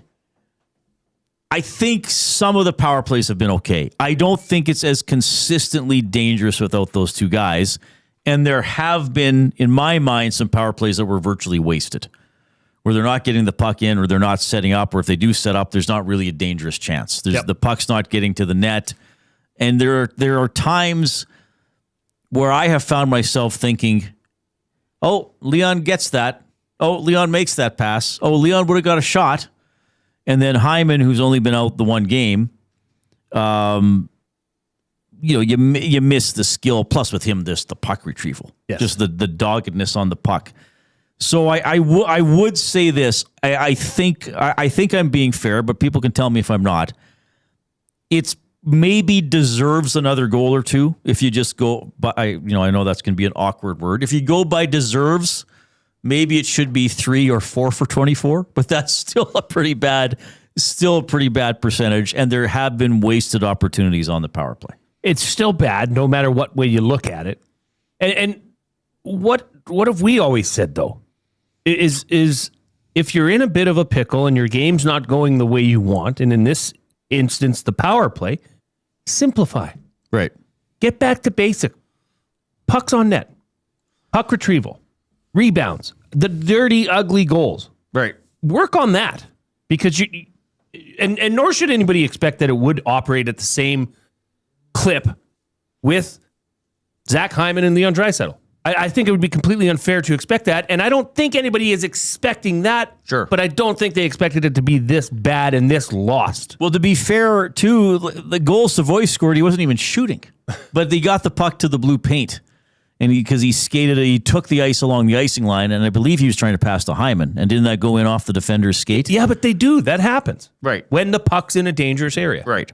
But if you can't get the puck down lower to the net, for example, if they're saying, well, we don't want to get beat down low, so we'll give you the Bouchard shot, then I just want Bouchard to wail on the puck. Take it. And because we know he can beat a goalie. Bouchard has a shot to beat a non-screened goalie. I mean, he's got 21 goals this season. Yeah, but what happens when you're asking your penalty kill to go out and try and block those 3 or 4 times in a 1 minute period shift, in a 1 minute shift? Right. Do you think they're going to want to do that all night? No. Right. Do you think they might slide out of the way the next time? Possibly. And even if that puck doesn't make it to the net, it misses the net, goes off the end boards. You're still creating something closer to the net than skating around tirelessly looking for the perfect play. Right, because without Draisaitl and without Hyman, you have 2 players who are good at reading off McDavid and Nugent Hopkins, for that matter. And that's what Knobloch alluded to. Yes, you're not as connected as you would be with the regular line mates on PP1. Mm-hmm. And possibly why he's not really interested, and we'll see tonight, but I mean, it was Roslovic, Nuge, Savoy, and McDavid and Bouchard. Yes. Right? Maybe that would then suggest that he's going to keep it this way for the foreseeable future so they can build some chemistry. Nugent Hopkins with some thoughts on the power play as well. I mean, I think if you look at the chances that we've had, pretty much every night, we've had so many good looks, and the pucks aren't going in right now. Obviously, that's where Leon really changes things for us. I mean, he always finds ways to score and create those really high chance plays, but we've had a lot of good looks. We got to find ways to bear down and maybe get some more second opportunities and can play off that, but we're not going to get frustrated. We're just going to stick with it and keep shooting pucks, and eventually they'll start going in. Yeah, so again, to be fair, yes, there have been opportunities. It hasn't been 22 things with no opportunities. Yeah, they're going to have to look for second chance opportunities, but then you have to shoot first. Now, the challenge is you will not get as many second chance opportunities without Hyman. And then even without Draisaitl, I mean, it's not as if he can't keep the puck alive or swoop in for a rebound. But maybe, Jay, that just comes down to putting stress on the other team, like you were saying. Well, at least put the puck in the opportunity in the place where you might get a second chance. Mm-hmm. If Roslovic or Savoy aren't as good as those other players, okay, maybe you got to live with that. But at least put stress on the other team to get the puck out of those areas. Absolutely. Lacombe Drew in the River Cree Resort Casino inbox. Knobloch, everyone should be in sync on the power play, and you want to avoid changes. Also, Knobloch, at even strength, hit that magic bullet and blend those lines. He'll never be forgiven for blending lines. He will not. Knobloch on what needs to change from Saturday's loss to Vegas.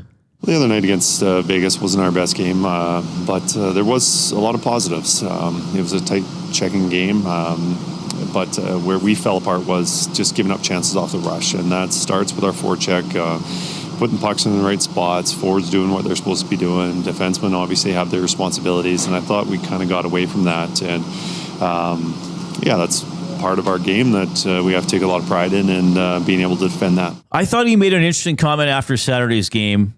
Well, kind of along those lines, that they got to get back to some details, and they'd won 5 in a row, so maybe they're feeling a little too good about themselves.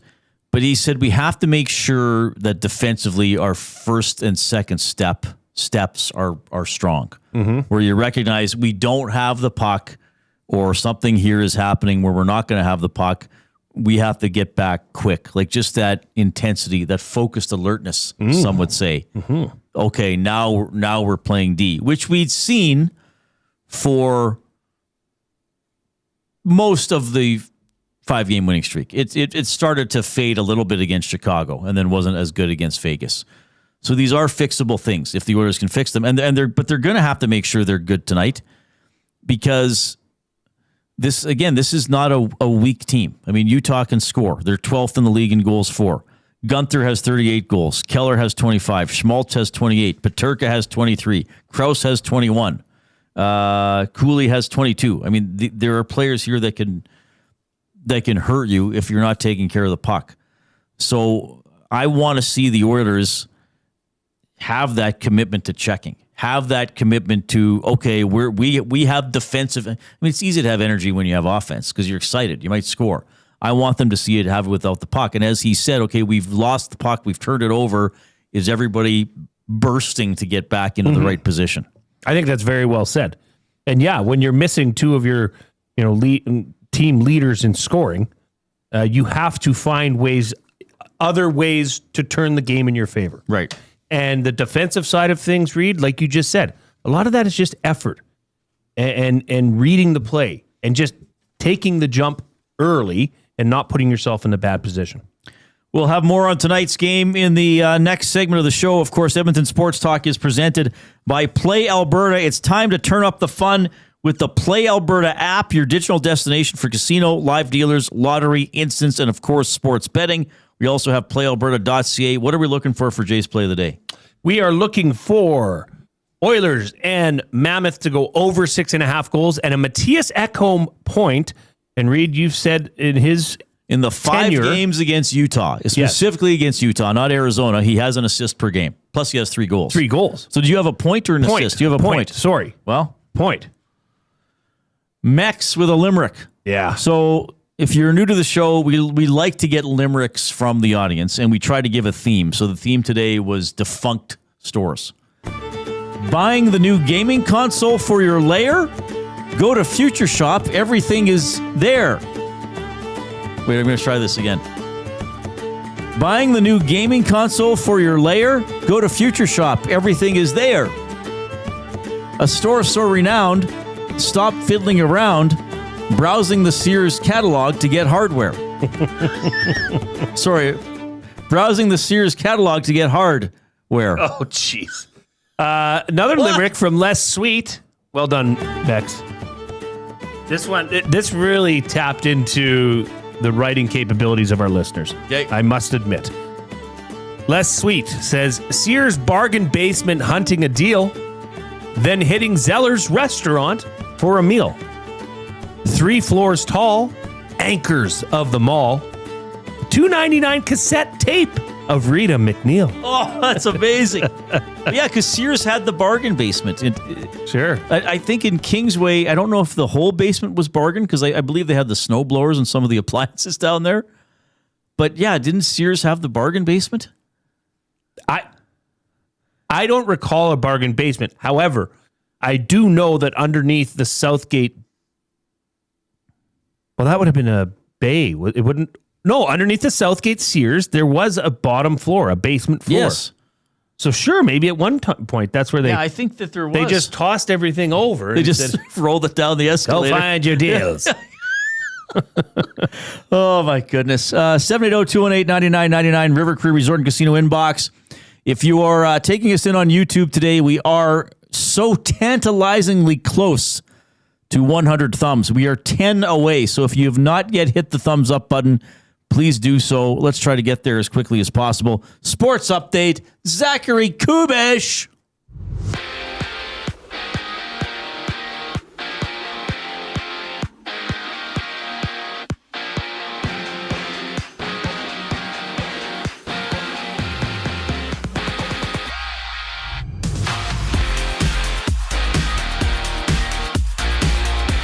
Doc is back for the Oilers, returning from a lower body injury that's kept him out since March 10th. Tristan Jarry gets a start out in Utah against the Mammoth tonight. Edmonton first in the Pacific, 87 points for them, 5 games remaining. Utah in wild card 1 out west, 86 points in 76 games played. Catch the GCL Diesel Oil Stream pregame show. Tom Gazzola, Ben Thompson set the table for the matchup. Coverage starts at 6:30 only on EST. Tons of other action on tap. Golden Knights, Canucks facing off. Vegas a point back of the Oilers. Meanwhile, the Ducks duel the Predators for the nightcap. Anaheim with 87 points. Both Vegas and the Ducks, 5 games remaining. Jays injury news. Cody Ponce expected to miss at least 6 months. Set to undergo an ACL surgery next week. And Alejandro Kirk is out for up to 6 weeks due to a thumb injury. Just after 5, Toronto LA matchup. Kevin Gausman on the mound for the Jays. Yoshinobu Yamamoto countering for the Dodgers. Right now, 4 games live in the majors, bottom 8th inning. D-backs up 3-2 on the Mets. All the other games runless, including the Padres and Pirates top of the first. To the Association Raptors, they square off at 5:30 with a total of 10 games in the NBA tonight. This sports update is brought to you by Paramount Flooring. From custom homes to small renovations, Edmonton's top builders and contractors rely on Paramount Flooring. Their in-house team handles everything from selections to completion, keeping projects on track and on time. Visit their showroom, open 7 days a week, or find them online at ParamountFlooring.ca. More on the Reid Wilkins Show. Following the break, I'm Zachary Kubish, keeping you up to date. EST Hangout. Your updates were pretty good. I was like, that looks like a great trip. Yeah, and then he throws the, hey, you want to golf at 9 o'clock in the morning tomorrow? And I'm like, yeah, sure, buddy. And then he goes, I go, who are we golfing with? And he's like, Wahlberg. And I go, inside. Did you see this? No. Inside, I'm thinking, oh, Donnie?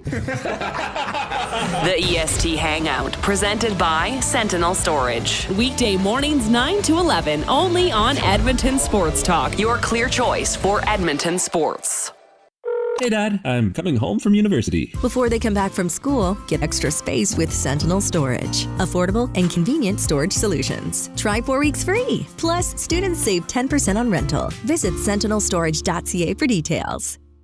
Goodwill is one shopper, finding something I never knew I needed. A jacket, a deal, one donor, letting go of something so someone else can move forward. One program participant, learning, trying, building skills, building confidence, building a future. One purchase, one donation, one job, one choice. Goodwill is the power of one, the power of one, the power of one, the power of one. Goodwill Industries of Alberta. It all starts with one. Looking for quality building materials and friendly advice? Visit us at Windsor Plywood Leduc, family owned and locally run since 1993. From interior materials for doors, flooring, baseboards, and all the finishing touches to all you need for your outdoor projects like cedar lumber for decks and fences, plus all the plywood you'd need. Our full-time on-staff carpenter can help with anything odd-sized or custom, and from domestic hardwoods to exotic selections, we've got you covered. And if we don't have it, we'll track it down for you. Windsor Plywood Leduc. We're the experts you need to know. Hey Edmonton, did you know a local Play Alberta winner scored over $430,000 on Desert Fantasy? Think about the rec room you could build with that kind of cash. From major casino winners every hour to jackpots worth millions and hundreds of popular games to money that stays in the province, there has never been a better time to sign up for Play Alberta. Download the app today to get started with casino, sports, and lottery, all in one app. Must be 18 plus to play. When you gamble, use your game sense. Hey, Dad. I'm coming home from university. Before they come back from school, get extra space with Sentinel Storage. Affordable and convenient storage solutions. Try 4 weeks free. Plus, students save 10% on rental. Visit sentinelstorage.ca for details.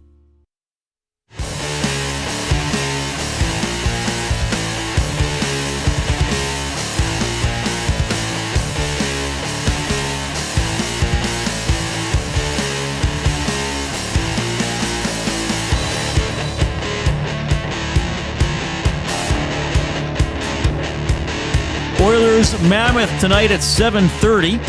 We'll have a little bit more of a Utah perspective from Cole Bagley at the top of the hour. He covers the Mammoth for KSL Sports. So a 7:30 game. Jay and I are with you until 6. At 6:30, the EST stream will resume with Tom Gazzola hosting the GCL Diesel Oil Stream pregame show. He's on afterwards with Belzy for the postgame show. Jay, I got some good news today. Speak. Look at the title of this email. Oh, boy. Reid, this is good news. I'm happy for you. For a couple of reasons. Yes. A, I like doing it. I've been accepted as a Fringe volunteer for 2026. I was writing down the years the other day when I was applying to be a Fringe volunteer. I think this is going to be my 10th year doing it because I first did it in 2013, but I haven't done it every year. And I didn't do it last year because why, Jay? I forgot to submit the volunteer application. Yeah. This was like I was one all of your... like, I was volunteering. And then it was like a friend of mine who volunteers. Well, that's how I met this friend. She was like, hey, have you put in for your schedule yet? I haven't. And I was like, I haven't got the email where they have you pick your shifts. And she's like, well, you should have got it by now. So I called the Fringe office or I emailed them and I was like, hey, what's going on? And they called me and they're like, you're not a volunteer. You have to apply. And I was like, oh, yes, I'm aware of that. But I thought I did, and I didn't. So I did it this year, and I'm already accepted. Well, good for you, Reid. Box office, once again. Good for you, because I know it's a passion of yours, the Fringe and volunteerism. It's great. It's something that I wonder, Reid, the state of volunteering in 20 years.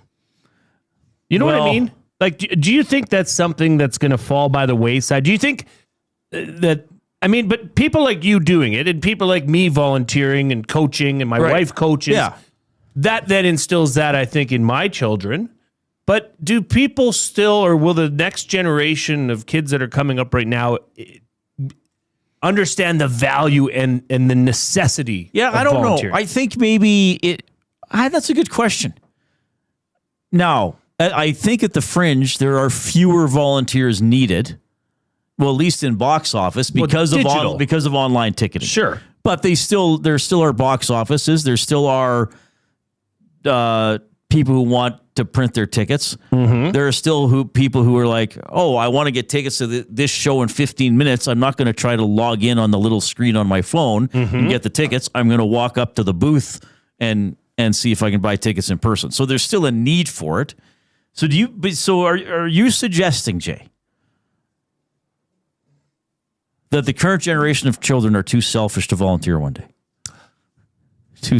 Not selfish. Well, unaware of unaware is the right way to put it. Of the importance of it. The importance of... And I don't want to make it sound like this is my thing for volunteering. No, but you're passionate about it. Yes. It doesn't feel like you're volunteering. And it's nice to be a very, very tiny part of making something that I think is cool in the city go. And it's important for the city. It's a major festival in the city. Sure. It's something that Edmonton is known for. Right. But you're a volunteer coach. I think maybe a lot of people volunteer without realizing they're volunteering.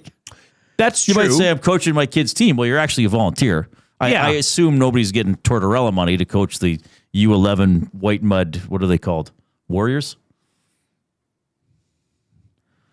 You're a big help, Coop.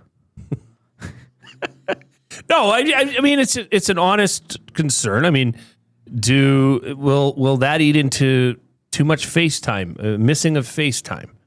You know, are kids going to be able to put these down and take to the arts, right? Or take to something physical or coaching, or I don't know. Like we've discussed this, and I'd like to see it through one day. But unfortunately, it was during COVID when we kind of thought about this. But my wife, when she was young, her mom and her mother and her would take their miniature horse, and the miniature horse Theo, Flurry at the time.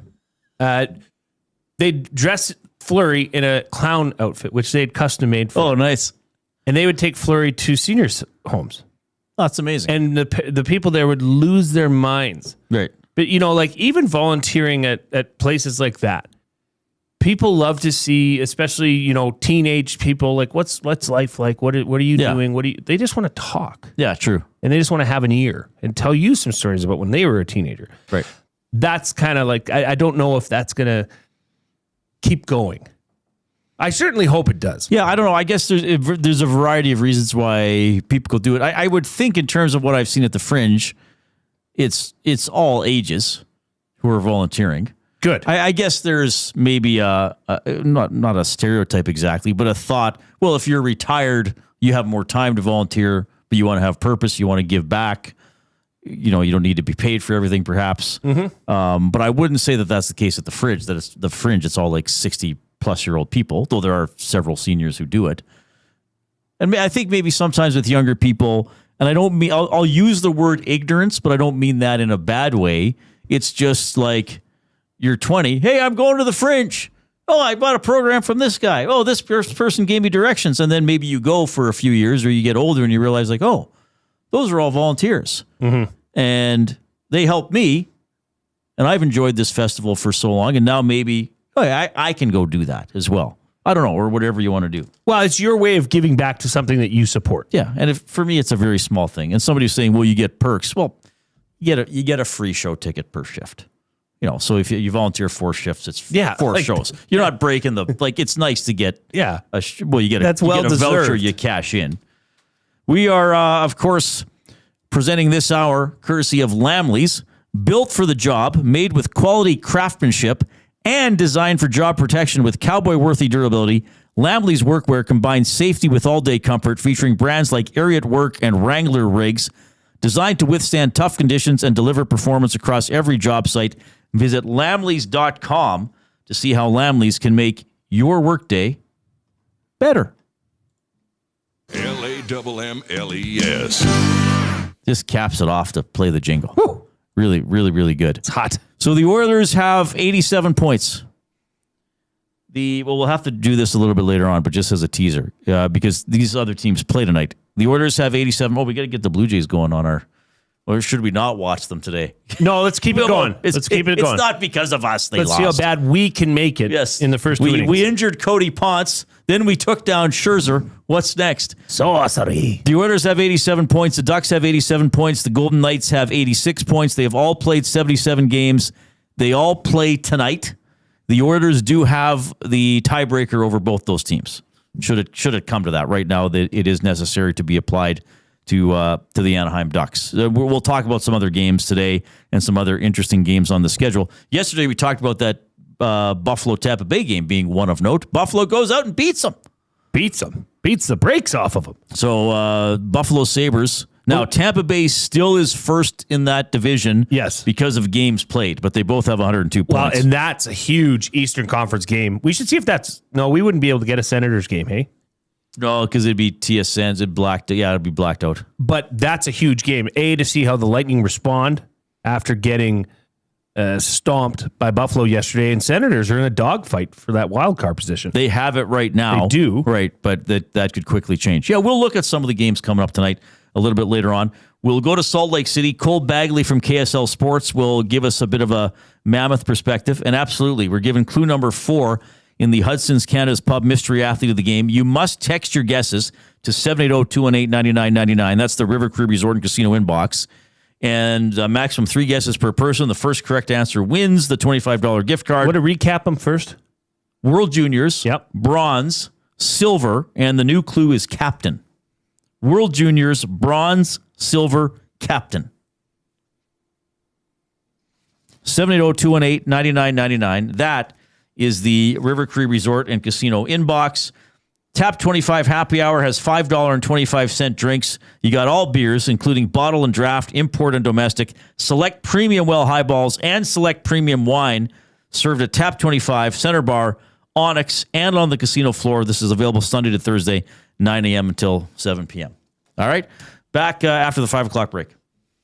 2 guys and a goalie. Jack Roslovic would be worth a 4-year, $5 million contract. Hire or fire it. Jack Roslovic is 29 years old. I like him as a player, man, but I don't know why I feel like if he signs a deal, he just shuts it right. I shouldn't feel this way. The only team that wanted him last year was the Edmonton Oilers. 2 guys and a goalie, presented by GS Construction. Tuesday and Thursday afternoons at noon, only on Edmonton Sports Talk, your clear choice for Edmonton sports. Hey Edmonton, did you know a local Play Alberta winner scored over $430,000 on Desert Fantasy? Think about the rec room you could build with that kind of cash. From major casino winners every hour to jackpots worth millions and hundreds of popular games to money that stays in the province, there has never been a better time to sign up for Play Alberta. Download the app today to get started with casino, sports, and lottery, all in one app. Must be 18 plus to play. When you gamble, use your game sense. The Canadian Brewhouse has a happy hour for any scenario. You finished work early? Happy hour. You finished work because you accidentally hit reply all to the entire company? Big happy hour. Your boss said, great job. Happy hour. Your boss said, per my last email. Ugh. Emergency happy hour. You finally closed the big deal. Happy hour. With a huge selection of ice cold drinks and great food, the Canadian Brewhouse has a happy hour for whatever just happened at work. The Canadian Brewhouse. Your day just got happier. It's a rezzed up reimagining, a cultural celebration, and a smash hit. River Cree Resort and Casino brings you Bear Grease the Musical. Don't miss this hilarious spin on the 70s classic, replacing T-Birds and Pink Ladies with a cast of characters that spotlight Indigenous language, music, and moves with a Broadway flair. Iconic numbers get a bold new spirit in the audience favorite, Bear Grease. April 26th in the venue at River Cree. Must be 18 plus. Get info and tickets at rivercreeresort.com. The Blue Jays are back for their 50th season. Whether you're swinging for the fences or tackling backyard spring projects, get the space you need with Sentinel Storage, official storage partner of the Toronto Blue Jays. Try 4 weeks free today. Visit sentinelstorage.ca for details. Time for a new career in 2026? Or maybe your kid is still pondering their path. Good news! Weiss Johnson is hiring. It's Dennis, and not only are we hiring for heating and air conditioning, we're also looking for experienced plumbers and gas fitters. With the growth in residential development, there's no shortage of opportunities at Weiss Johnson. Choose your path with us. Learn from one of the industry leaders, and we will grow together. Receive great benefits and school reimbursement as well. Visit weiss-johnson.com today.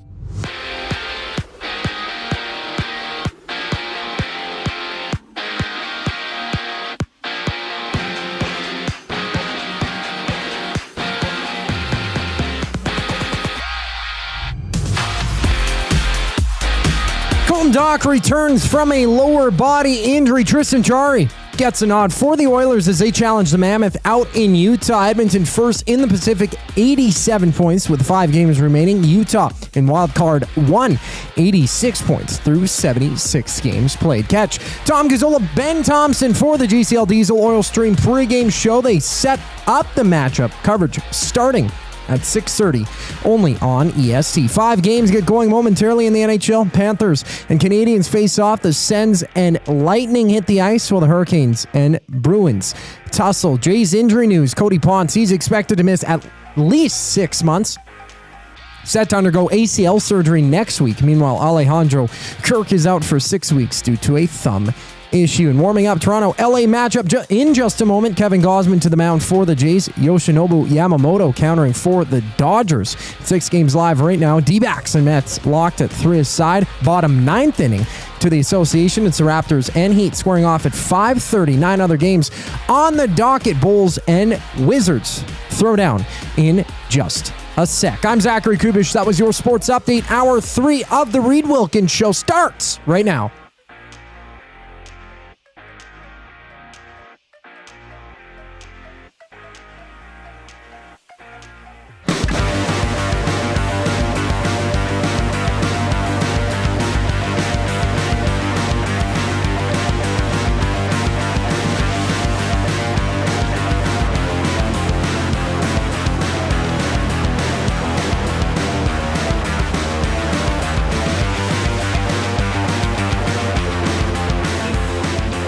Okay. Tristan Jarry going to be in goal tonight for your Edmonton Oilers. He's now going after his 3rd consecutive win, trying to get his game back on track. And the Oilers trying to get back in the win column after having their W5 snapped at Rogers Place on Saturday against Vegas. So in Utah tonight, the Mammoth have won 3 straight. They have scored 19 goals over that run. They got a pretty good offense. And to look at the Mammoth and who knows what else, joining us on the Oil Country Towing video hotline from KSL Sports, it is Cole Bagley checking in. Cole, you're on with Reid and Jay. How are you doing? Good. How you doing, boys? We're doing very well. Thank you for doing this, especially relatively close to game time, so we appreciate it. I want to get from you, because I know the team was there last year, and we've had other guests, but I think we want to kind of lock it in here. So can you give us a sense of the Salt Lake City and area sports scene and maybe the hierarchy of passion? You know what I mean? Amongst the fans? Yeah, I think Utah and Salt Lake is a very underrated sports market. Fans have always been diehards here, whether it's the Brigham Young University Cougars, the Utah Utes, the Utah Jazz, and now the Mammoth. Fans here just go crazy. I actually had a conversation today with Nick DeSimone in the locker room. He was, we were talking about the potential of the playoffs, and he had noted that he went to a Jazz game about a week and a half ago, and he couldn't believe how packed and loud the Delta Center was for one of the worst teams in the NBA. But that's just Utah. Like, Utah just shows up. That's kind of the way that Ryan Smith has always described fans here. And ever since hockey showed up, they've been the same way. And it's interesting. I grew up in Utah. I grew up playing in the hockey community since I was 6 years old. And hockey was always a very niche thing. I remember, going, playing in high school, and, our coaches would always have us, dress up in our colors and wear our shirts and ties and our team jackets. And every time we'd play, people would be like, "Oh, are you on the lacrosse team?" I was like, no. I play hockey. Right. I play hockey. They'd be like, "We didn't know we had a hockey team." So, it's been pretty incredible to see Utah transform into a hockey town, a hockey state, and Salt Lake City into a hockey town. The people just love it. And, the Mammoth are quickly rising to the top of the hierarchy very, very quickly. Yeah, well, from afar, I think they've done a good job. I got to say, I didn't even mind when they were called the Hockey Club last year. Like, I thought they still had some fun with that branding and the uniforms. But they got a good team, which is important. That helps people get interested for sure. Though I guess you mentioned they're supporting the Jazz, who are, I don't know how bad are the Jazz? Are they in last place? How bad are they? They're like the third or fourth worst team in the NBA. I mean, they're actively trying to lose games, right? So there's not a lot of wins. Yes. Yeah, right. There's not a lot of wins happening, but they're selling it out every single night. So, but the Mammoth, 86 points. That's only one behind the Oilers, and they have a game in hand. And I was given the stats, like Utah's 12th in goals for, 5th in goals against. And I started saying it before these teams played 2 weeks ago, and then Utah didn't have a great game that night. I think this is a really good team. I think this is a dangerous team in the playoffs. They're probably going to move over to the Pacific Division bracket. Like, how do you sort of look at their playoff prospects here, assuming they wind up in a little group with Vegas and Edmonton and Anaheim? Yeah, I mean, Utah is a dangerous team. Obviously, playing in the best division in the National Hockey League has only given them an option to make the playoffs via the wild card spot. But they've done what they needed to do. They're emerging from a rebuild, right? This is the 5th year since they hit the reset button, and they had some challenges last season. They felt like they were ready for the playoffs, but they weren't quite there yet. They lacked the maturity, they lacked the resilience, and they lacked the ability to bounce back and to take care of business. Well, fast forward to this year, and they've brought in some of the key veterans that have helped this group figure things out, right? The Nate Schmitz, and the Brandon Tanevs, and then of course adding Mackenzie Weegar at the deadline, I think has done wonders for this team. And even going back to a year ago when they brought in Mikhail Sergachev and Kevin Stenlund and Ian Cole and what have you, they've finally just kind of figured it out. And some of those younger guys are starting to really blossom, right? We're seeing Dylan Gunther chase 40 goals. I think he's only 2 away from accomplishing that feat. Logan Cooley has started to emerge as one of the best players on this team.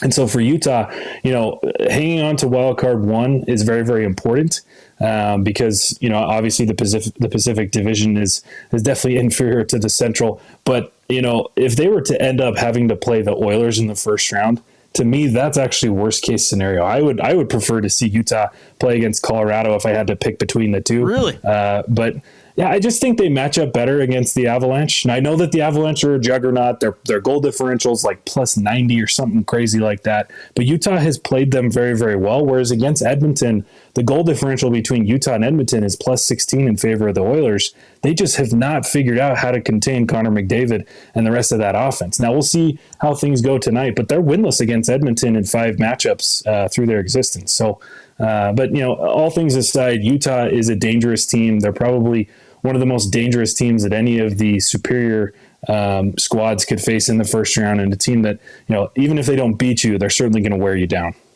See, that's interesting from your perspective, because I look at this and say, now specifically to tonight, for the playoffs, we don't know. Hyman will probably be back. Draisaitl's a we'll see. Right. But I just wonder tonight, will the Oilers have the puck enough without Draisaitl and Hyman? You know what I mean? In Utah, the way I understand it, like they're a good rush team. Dylan Gunther, who you mentioned, he's an Edmontonian. He played for the Oil Kings. So that's what worries me from an Oilers perspective tonight is, can they possess the puck enough without Draisaitl and Hyman working in the ozone? Yeah, I mean, from Utah's perspective, they are very good off the rush as well, but sometimes they kind of fall into over-possessing it once they enter the zone. And if they're not able to assert themselves physically, if they're not able to, take over on the forecheck, it often hinders their ability to wear teams down. And that's when they run into trouble, where even if they are out-possessing the other team, they end up losing. And that's kind of what we saw when these two teams faced each other a couple of weeks ago was, Utah played pretty well in that game, but as arguably the best team off the rush in the league in Edmonton, Connor McDavid he just did Connor McDavid things, took over the game, and they ended up losing in a pretty one-sided matchup. So I definitely get where you're coming from, and Utah's hungry. I did speak to Dylan Guenther today, and I said, man, dude, like, how do you beat this team, right? Like, you haven't done it yet. How do you beat this team? And he says the biggest thing, the two biggest things are going to be coming out hot, starting off, the game right, not allowing Edmonton to dictate the pace, and then making sure that over the course of the game that they're playing in Edmonton's zone, that they're wearing down both the forwards and the defensemen so that they don't have much gas to go the other way. Cole, I wanted to ask you about the Delta Center. It's itself. I saw that they have what is it? The Mammoth, Mammoth, which is being unveiled tonight. I mean, that looks cool. They've got the Tusk beers that you can get out. So they're delivering a bit of, trying to do their best to deliver the fan experience.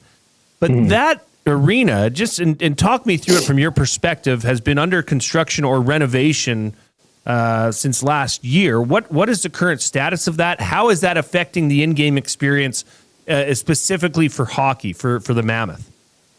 Yeah, I think you have to look at it from the perspective of, the Delta Center was not built to host hockey originally, right? It was built as a basketball arena. They had just updated it a couple of years ago, which was ironic. But then all of a sudden, Ryan Smith buys a hockey team, and they have to figure it out.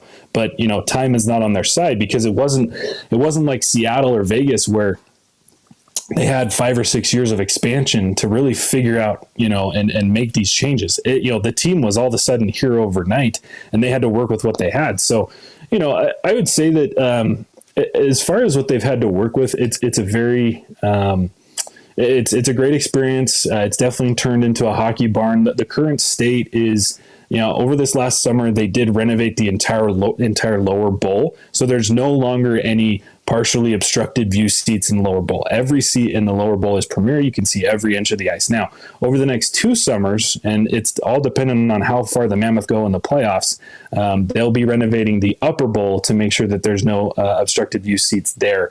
Now, that does obviously impact, total capacity.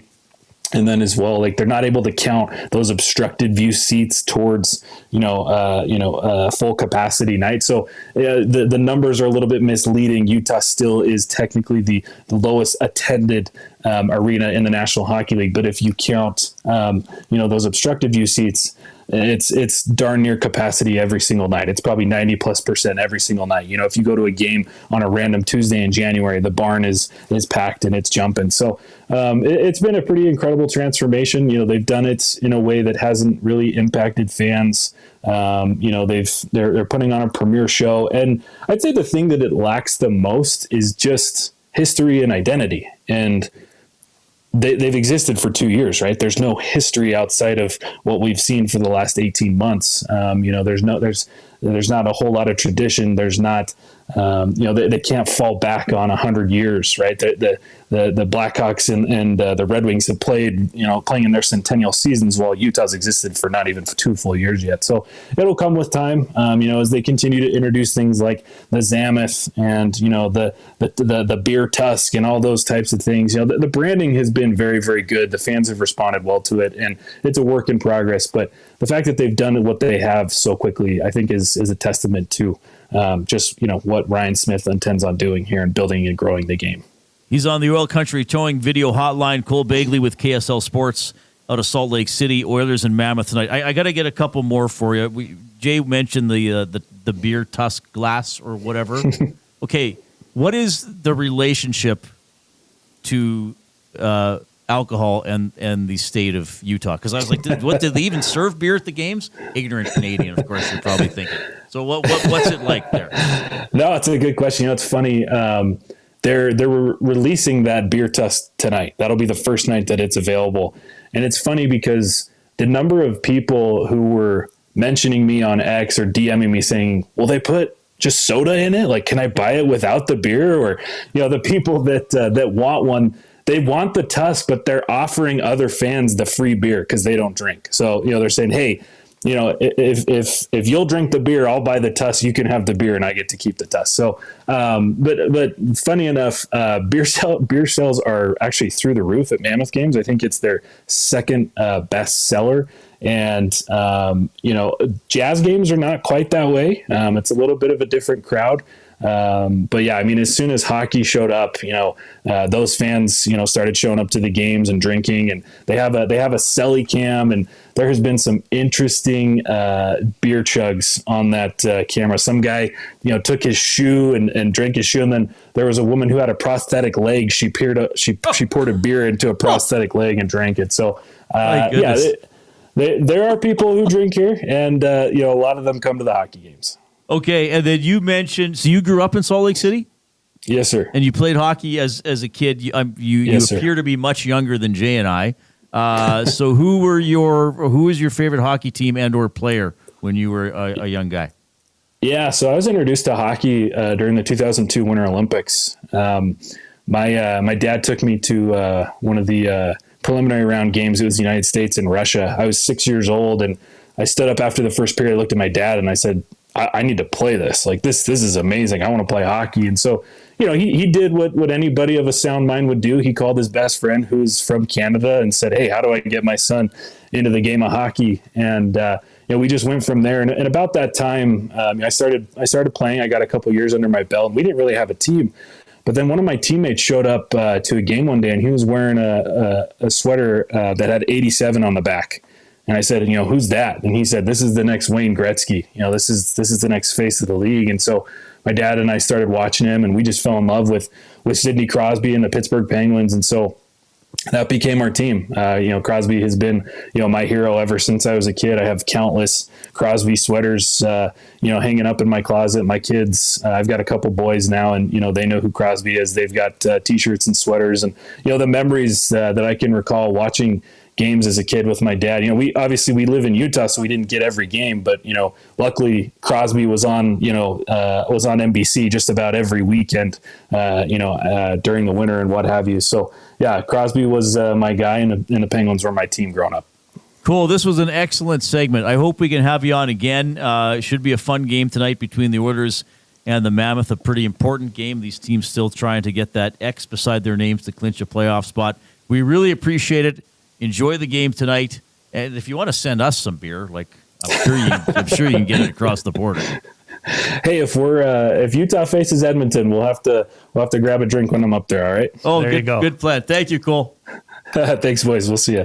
Great stuff. He really good on the Oil Country Towing video hotline. First time we've had him on the show. Cole Bagley, great guest. Sports, really good guest. Yeah, good. It's interesting how when you cover the team, you always look at what could go wrong, and he's like, I don't know if Mammoth can ever beat the Oilers. Right. And here we're sitting in, on the other side saying that would probably be a team you'd want to stay away from. Right. Yeah. That's what in I've the been first thinking. round. Yeah. No, that was a fantastic interview. Thanks again to Cole for joining us. So good find, Reid, and good question. Good. I appreciate you answering that because we were talking about that. Which one? The beer one. Oh, the beer one. I mean, sorry, and you did say naive Albertan here, just asking. But I do think there are some people who believe you can't find a drop of liquor in the state of Utah. That is not true. Clearly, it's clearly not true. You can find it in a tusk. You can drink it out of your shoe. Funny? Hey, I'll give you the beer. Just find you drink your beer out of your tusk, then I'll fill it from my tusk. I don't want that. I just want the tusk. He did say there is more of a beer drinking crowd at Mammoth than at Jazz. Sure. Does that make sense? If you go to a jazz club, don't you want to have a pint? I guess it's not a jazz club. You'd want to have a martini. You'd want to have a martini, maybe. Yes. All right. 780-218-9999 is the River Cree Resort and Casino inbox. Check out the River Cree mobile app, free to download.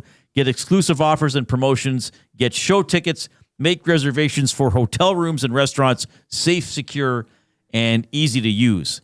And that is where you send in your guesses for the Hudson's Canada's Pub Mystery Athlete of the Game. Maximum 3 guesses per person. I'm going to give the 5th and what I hope is the final clue. Are you? And the final clue is current Edmonton Oiler. So the clues are World Juniors, bronze, silver, captain, and current Edmonton Oiler. So that really narrows it down. I would hope. Oh, it's clear as day. Yeah, that's not a cheeky, I'm misleading. Current Edmonton Oiler. You can take that literally. Okay? Okay. World Juniors. Or can you? Bronze, silver, captain, current Edmonton Oiler. Part of the organization. Just... What? Jablonski, let me handle the clues. Too much fun. My goodness. Really good. Okay, Oilers and Mammoth again. It's a 7:30 game. Oh, we're 3 thumbs away. Let's get there. I don't know what's going on. We've been stuck on 97 thumbs. I know everybody loves Connor McDavid, but we need, if you haven't given the show a thumbs up on YouTube, let's click it ASAP. Click, click, click. Must you click? Please, please click. Must you click? You must click. Thumb, thumb, thumb. 6:30 for the GCL Diesel Oil Street pregame show hosted by Tom Gazzola coming up on Edmonton Sports Talk. We want to talk about something that happened. Actually, Koob caught this, and I said, okay, Koob, you get it ready, and then I'll react to it because I didn't get to experience it last night. And apparently, Koob will explain it, but some people are upset about something that happened on a broadcast last night. And I'm I don't think they should be, but I also said, okay, Koob, save it for me, and Jay and I will react to it on the show. The Blue Jays got through the first inning scoreless, and I think nobody got hurt. Hey, so victory. That's a victory right there. We'll keep you updated on that one as well.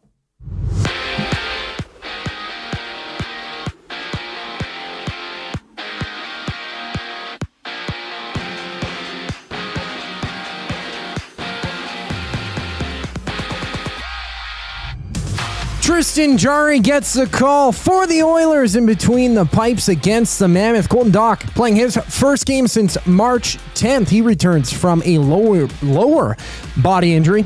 Edmonton first in the Pacific, 87 points, 5 games remaining. Join Tom Gazzola, Ben Thompson for the GCL Diesel Oil Stream pregame show. They tee up the matchup. Coverage starts at 6:30 right here on EST.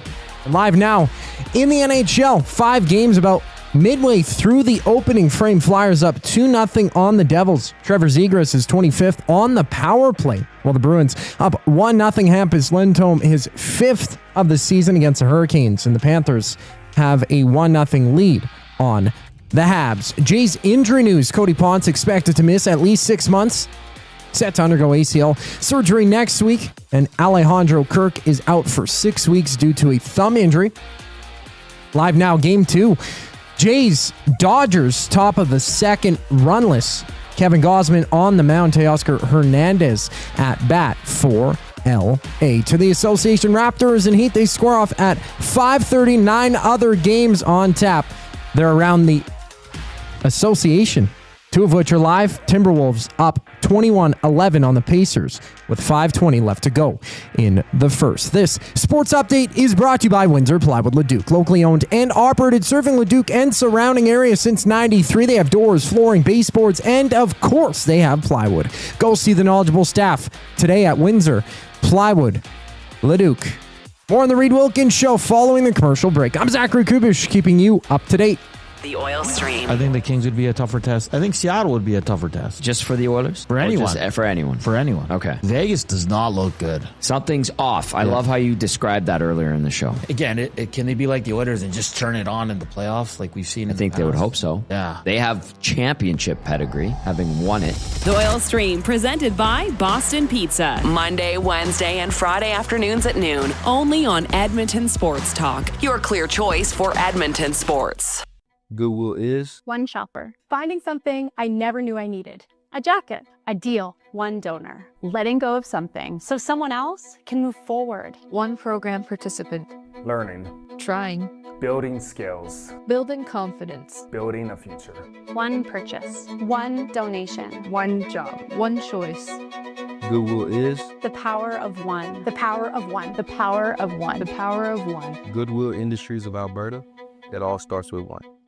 Hey Edmonton, did you know a local Play Alberta winner scored over $430,000 on Desert Fantasy? Think about the rec room you could build with that kind of cash. From major casino winners every hour to jackpots worth millions and hundreds of popular games to money that stays in the province, there has never been a better time to sign up for Play Alberta. Download the app today to get started with casino, sports, and lottery, all in one app. Must be 18 plus to play. When you gamble, use your game sense. The Canadian Brewhouse has a happy hour for any scenario. You finished work early? Happy hour. You finished work because you accidentally hit reply all to the entire company? Big happy hour. Your boss said, great job. Happy hour. Your boss said, per my last email. Ugh, emergency happy hour. You finally closed the big deal. Happy hour. With a huge selection of ice cold drinks and great food, the Canadian Brewhouse has a happy hour for whatever just happened at work. The Canadian Brewhouse. Your day just got happier.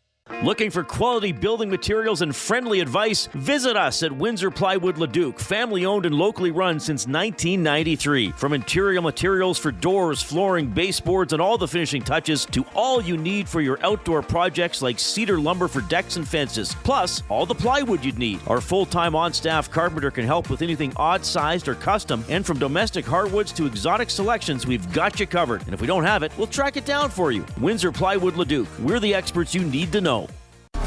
Loves the thrill of competition, but prefer to keep it classy? Well, it's as classy as you can get when Dustin Nielsen is the host. Join us April 14th at Bell and Scona for Edmonton Sports Talk Bid for Kids, presented by GS Construction. A night filled with special guests, auctions, and a ton of prizes in support of Kids Bar. No whistles, no play clock, just a room full of generous hearts. EST's Bid for Kids. Get your tickets at kidsportbidsforkids.com. Use promo code ESTBIDS for 10% off.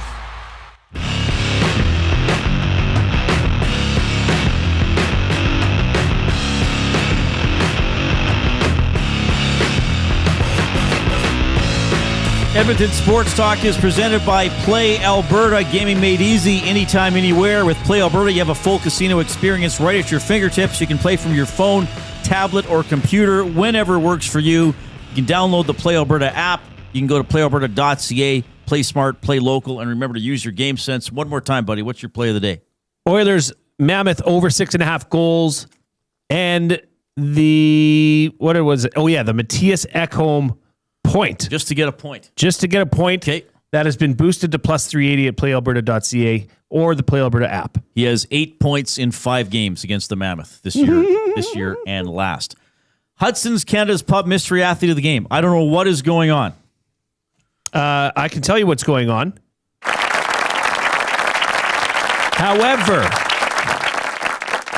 However, we had a winner. This was Winnipeg Kev.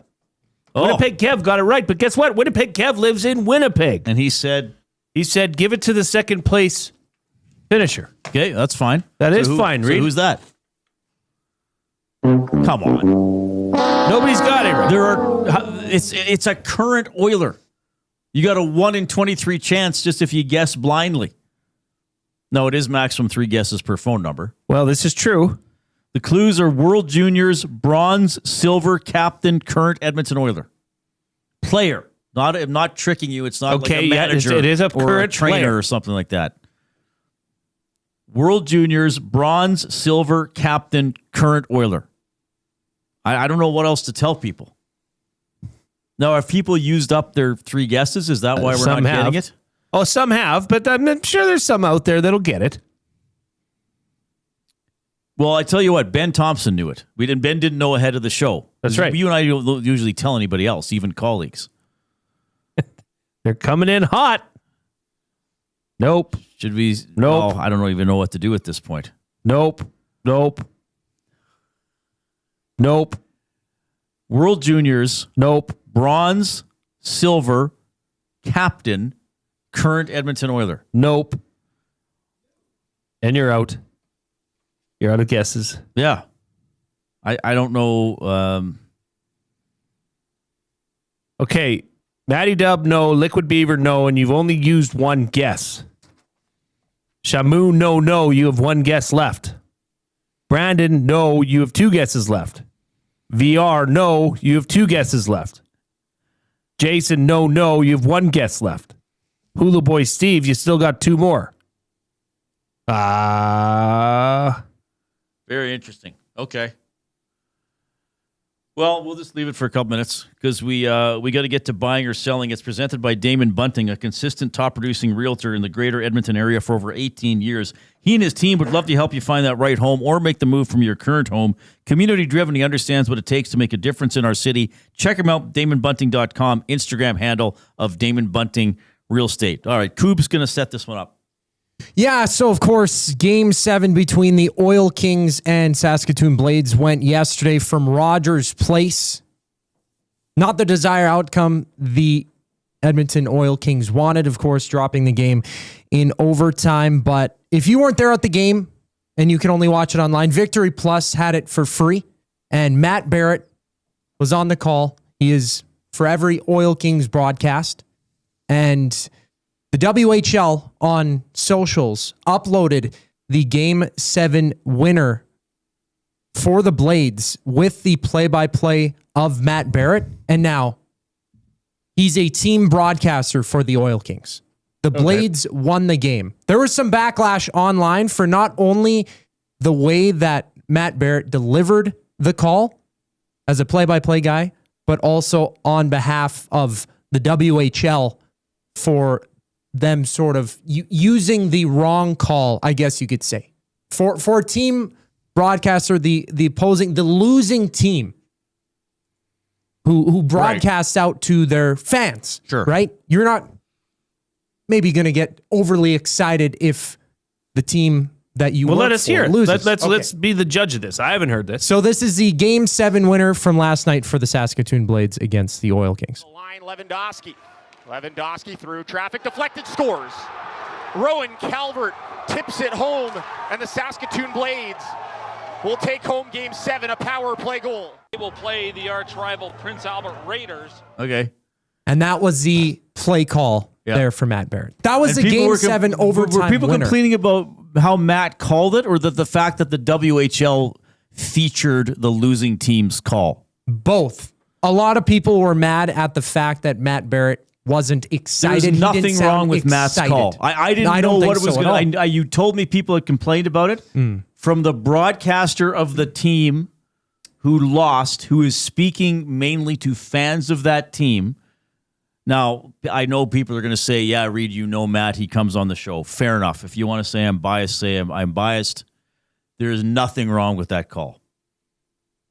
I mean, I've heard Jack and Mooner call overtime goals by other teams, and they will not be much more, if any more, enthusiastic. They'll emphasize that there was a goal, but it's not going to be the same. Jack's not going to do his in overtime call if it's against the Oilers. Right.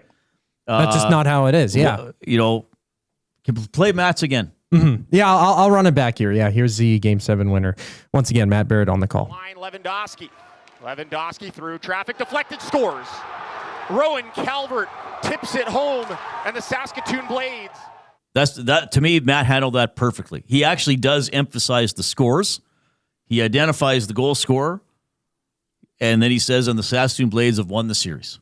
He did exactly his job correctly. We should have found the Dallas Stars call of the Todd Marchant goal. Right. Yeah.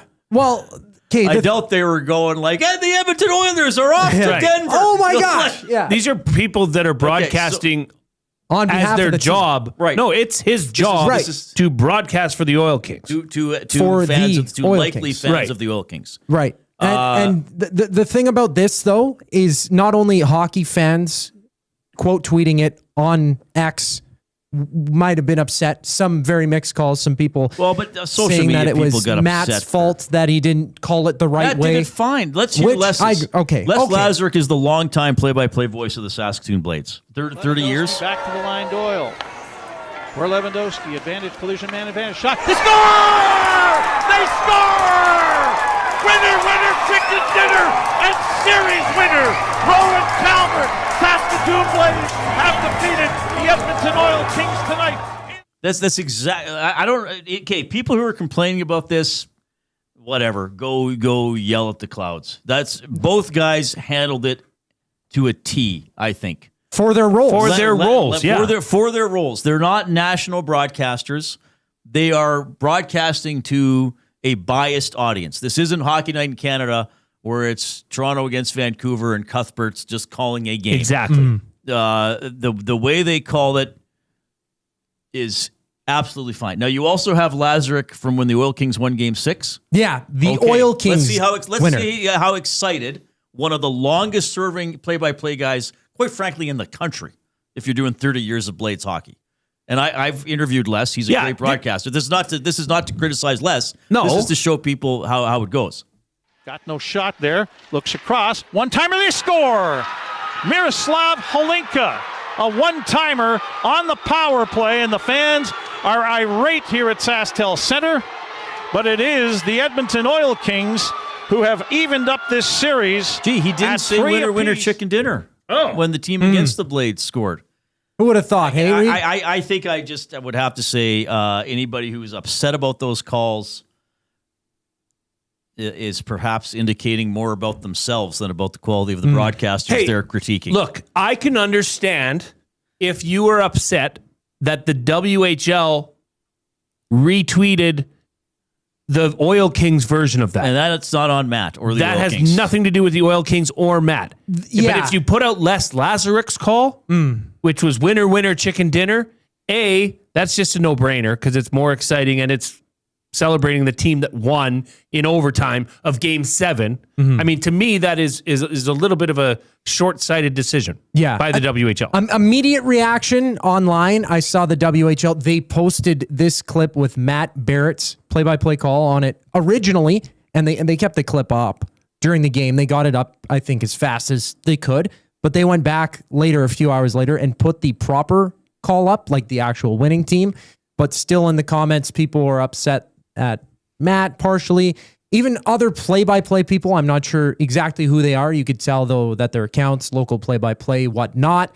I saw one quote retweet where it's like, young broadcasters, this is a PSA, do not call games like this, which you're not a exact neutral source. Like this if wasn't you're a neutral in Matt party. Barrett's, like, it's not like you're calling, they're bringing in an outside broadcaster to call the Memorial Cup. Yeah, this is the thing. It's, I mean, if you're broadcasting a specific team, you have to be aware of what your audience's reaction is. Okay? So I've often said, especially as the years I covered the Oilers and did Overtime Open Line, I wasn't, I didn't have a very much of an emotional reaction to the game. My mood didn't hinge on whether the Oilers won or lost. I had to go do my job. But of course, I was aware if the Oilers lost 7-1, that the tone Rob and I had to start the show with was one of disappointment that would match what the audience was feeling. Sure, that's a great way to put it. I'm speaking to Oilers fans who would have a perspective. So I'm not going to start the show with, what an epic performance by Matthew Tkachuk, 3 goals and 2 assists. As the Calgary Flames pound the Edmonton Oilers 7-1. Never. You got to start the show and be going like, well, wasn't a lot of battle from the Oilers in the Battle of Alberta. That's a 7-1 stinker for Edmonton tonight at Rogers Place. They let Matthew Tkachuk come in here and get 5 points. You got to match what people are feeling. Yeah, so you have to read the quite frankly, anybody complaining about that doesn't know what they're talking about. And if other play-by-play people are complaining about that, then I would say you might want to rethink your approach to your job.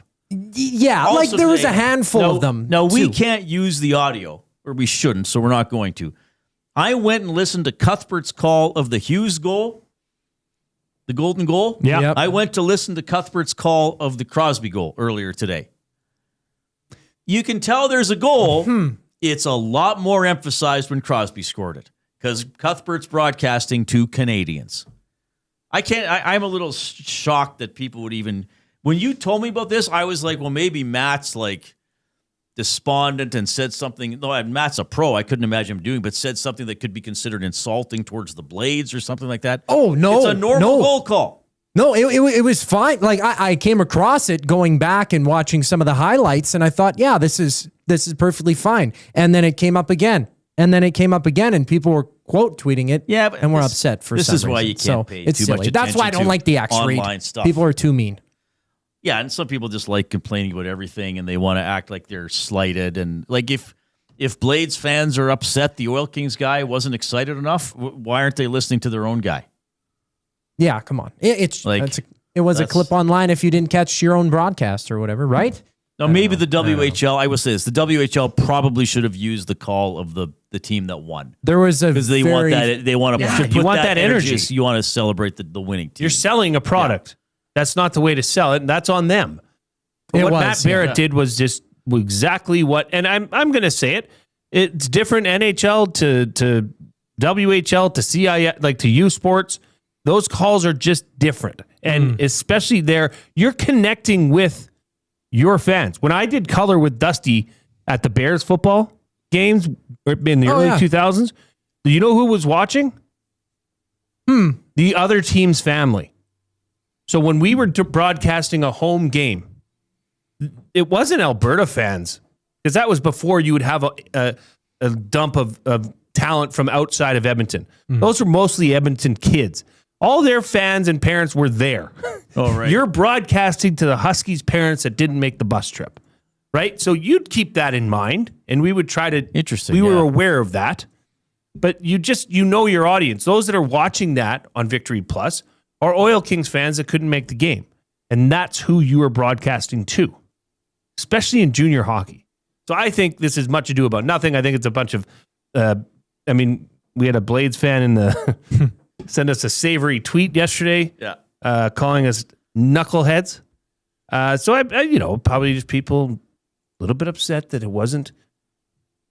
Yeah, as boisterous as theirs. WHL shouldn't have put out the Oil Kings call. They right after they the tried game. to rescind it a little, like but redo other their than that, mistake. and you heard how people handle it. There's nothing wrong with any of that. I just thought it was interesting, though. I'm glad we hashed it all out because we got a winner finally. Yeah, we got this one came in a while ago, Okay. so don't come at me saying I sent my text in at 5:32. This one came in almost immediately after we were talking about it, Reid, and Oilers' current player, roster player.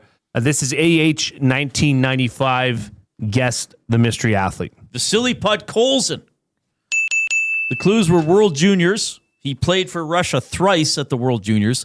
Bronze, he won it in 2019. Silver, he won it in 2020. He was the captain in 2021 of the Russian World Junior team, and he's a current Edmonton Oiler. Vasily Podkolzin, somebody I would think is everybody knows about. This is a weird day, because this was only AH 1995's second text ever into EST.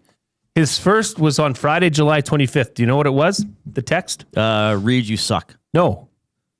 Anatoly Semenov. Another guess. He likes the Russian hockey players. Well, we appreciate you, AH 1995. No, there would not have been a mystery player in July. It must have been something else.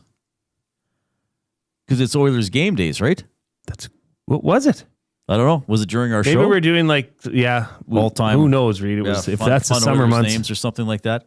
So there you go. AH, what is it? AH 1995? Yes, sir. Is getting the gift card to Hudson's Canada's Pub. And assist go to Liquid Beaver, who finally got it. Freeman off the wall. Dodgers are ahead. 1-0. Assist to VR Montenegro, who also got it. That was a tough one, Reid. Wrote a great limerick today. And Christy got it. Oil fan Steph, you just missed out. Sorry, but we appreciate you guys. Oh, you can go donate it or give it to someone else. Okay. I'm going to give it to Oil fan Steph because his came in so right AH after. Doesn't want it either. AH says thank you, but please donate it to somebody else. Because AH lives on that moon base. That's why. That's right. That's why the texts are so sparing. Well, now we can verify there's no Canadian brew or there's no Hudsons on the moon. There's no. So Coob, that's Oil fan Steph. If you can put Oil fan Steph in the prize list, Oil fan Steph, I'll be in touch with you. Well done. We are in the Canadian Brewhouse studio. Why wait for a good time? Started early at the Canadian Brewhouse. Happy hour runs Monday to Saturday, 2 to 6 p.m. Deals starting at $3.99. Your couch can't compete. The Canadian Brewhouse. All right. Oilers and Mammoth coming up 7:30 tonight. We'll have the GCL Diesel Oil Stream pregame show at 6:30, hosted by Tom Gazzola. It will be Tristan Jarry in goal for the Oilers. Colton Dock is going to return to action. Here comes the Coob with a sports update.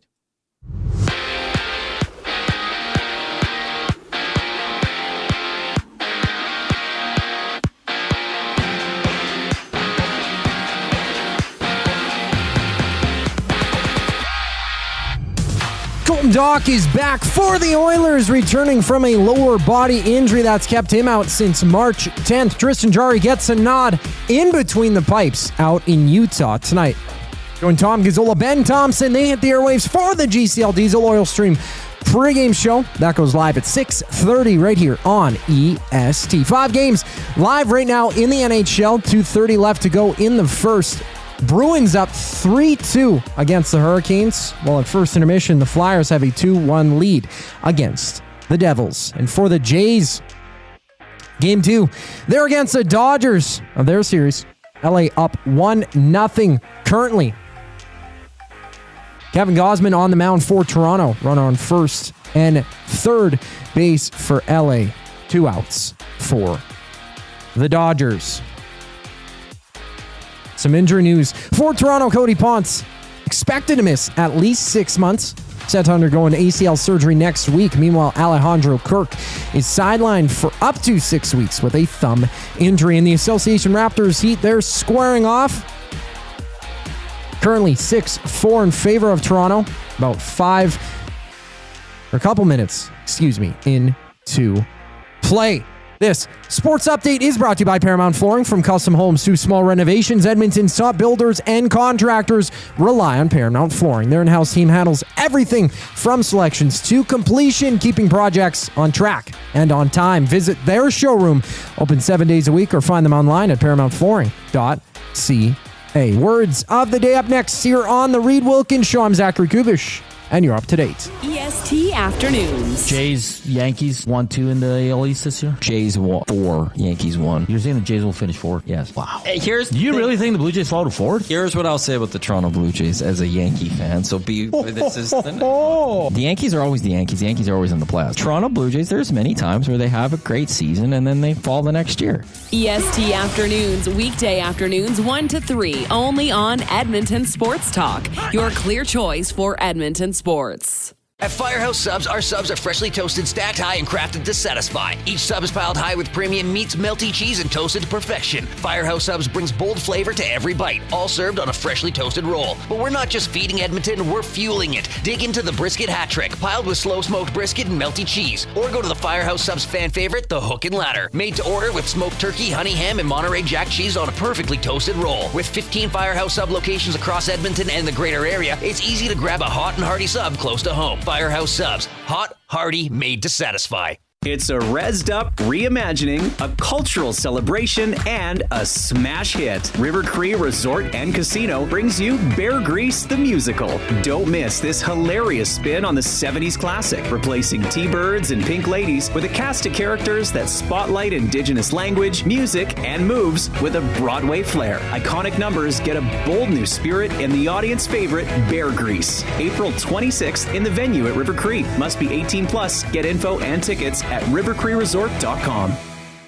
Hi there. If you're like me, you like to picture yourself in luxury, even though there's absolutely no way you could afford it. And if you can, well, even better. Thankfully, I picture myself in something that is luxury, but still absolutely affordable, like the all-new Mazda CX-90 from Park Mazda. With the new luxury features like facial recognition settings and quilted detail Napa leather seating, I can pretend to be comfortable with all of my proper settings activated without even touching a button, thanks to Mitch Lewicki and the great staff at Park Mazda. I like to picture Mitch Lewicki as a ninja fighting off evil samurai. Park Mazda, your dealer for life in Sherwood Park off Y Road, parkmazda.ca.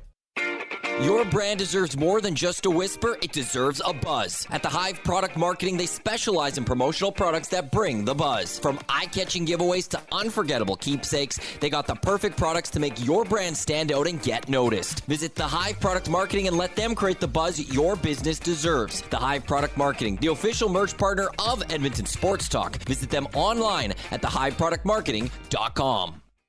Looking for a winning strategy for your retirement? Contact me, Joaquin Gage at K4 Financial, where expertise meets dedication. I will always look for a careful approach to your retirement, ensuring your financial future is secure. From tailored strategies to clear, actionable advice, I'm here to guide you every step of the way. Don't leave your future to chance. Get in touch with me, Joaquin Gage, today at k4financial.ca or email joaquin.gage@k4financial.ca to start planning for a brighter future and a more secure retirement.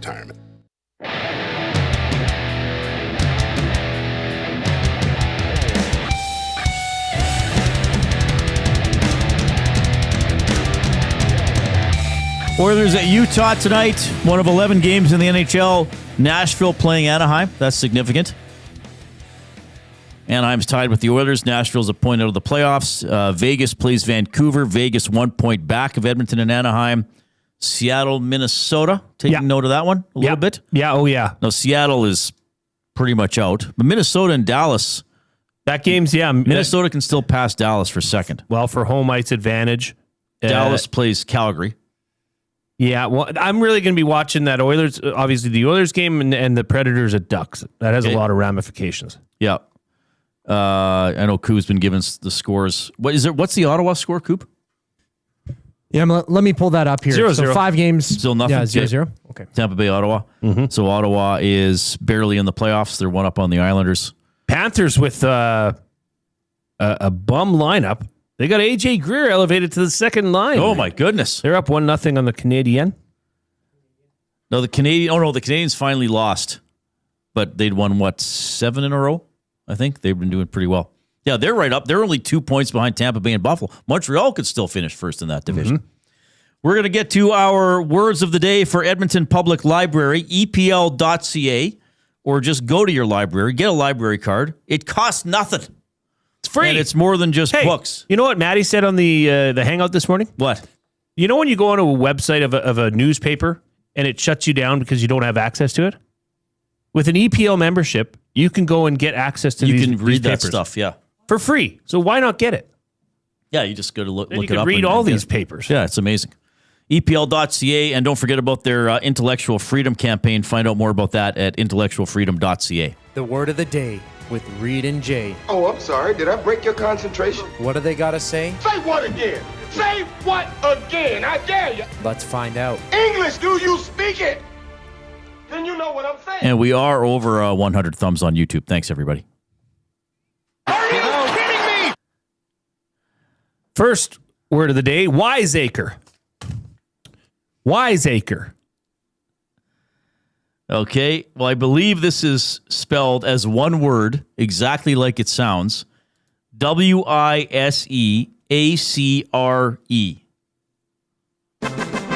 Wiseacre. Okay, I'm going to take a stab at this one. I could embarrass myself. Well, I do that on a daily basis, so I shouldn't worry about it.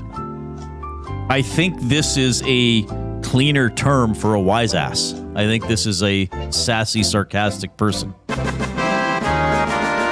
That's what I was gonna say, or I was thinking in my mind, like, this is a wiseacre. A wiseacre is someone who says or does things that are funny but annoying. Wiseacre is an informal and old-fashioned word as well as a synonym of smart aleck. Yeah, which would be a synonym for kind of wise ass. I like it, Reid. Yeah. 2 for 2. You went 4 for 4 yesterday, so this is perfect week thus far. This is really setting me up. I have thrice been correct. But as you know, and I know, Obutski's going to submit another edition of words tomorrow. Torture me. Oh, these are still his words? No, these are mine today. Okay, all right. He's usually Monday, Wednesday, Friday. Oh, wow, okay. He's committed. Second word of the day, laudable. Laudable. Okay. Laudable. Laudible. I got it wrong. How did I get that wrong? Well, you're thinking audible. Laudable. But laudable is Laudable. Oh, okay. Crap. I think this is something that is praiseworthy or worthy of admiration. Gosh. Dun, da, da, da. Laudable is a somewhat formal word used to describe something as worthy of praise. Woohoo! Wow! Hey? That deserves another one of these. Dun, da, da, da. It is a synonym of commendable. So I actually knew those. I wasn't just grasping at straws like usual. Yeah, I sometimes put synonym on my porridge. You sure do. 3 done now in Toronto. Dodgers leading the Blue Jays 2-0. We got to go. The stream will resume at 6:30. GCL Diesel Oil Street pregame show. Oh, they turned the double play. What happened? Did you see that? Did you hit the camera? I turned the double play. I caught it up here from Coop. and I slung it Robbie Alomar style, although it was canceled. But you're going to make... Yeah, but I hit the camera. You're going to make Wanek mad, though, if you move the camera shot. Impressive. I got to go back and watch this. All right. 7:30 game. Oilers and Mammoth. 6:30 GCLD's Oil Street pregame show right here on EST. On behalf of Zachary Kubish and Jay Milne, I'm Reid Wilkins. Enjoy the Oilers game. Dun, da, da, da.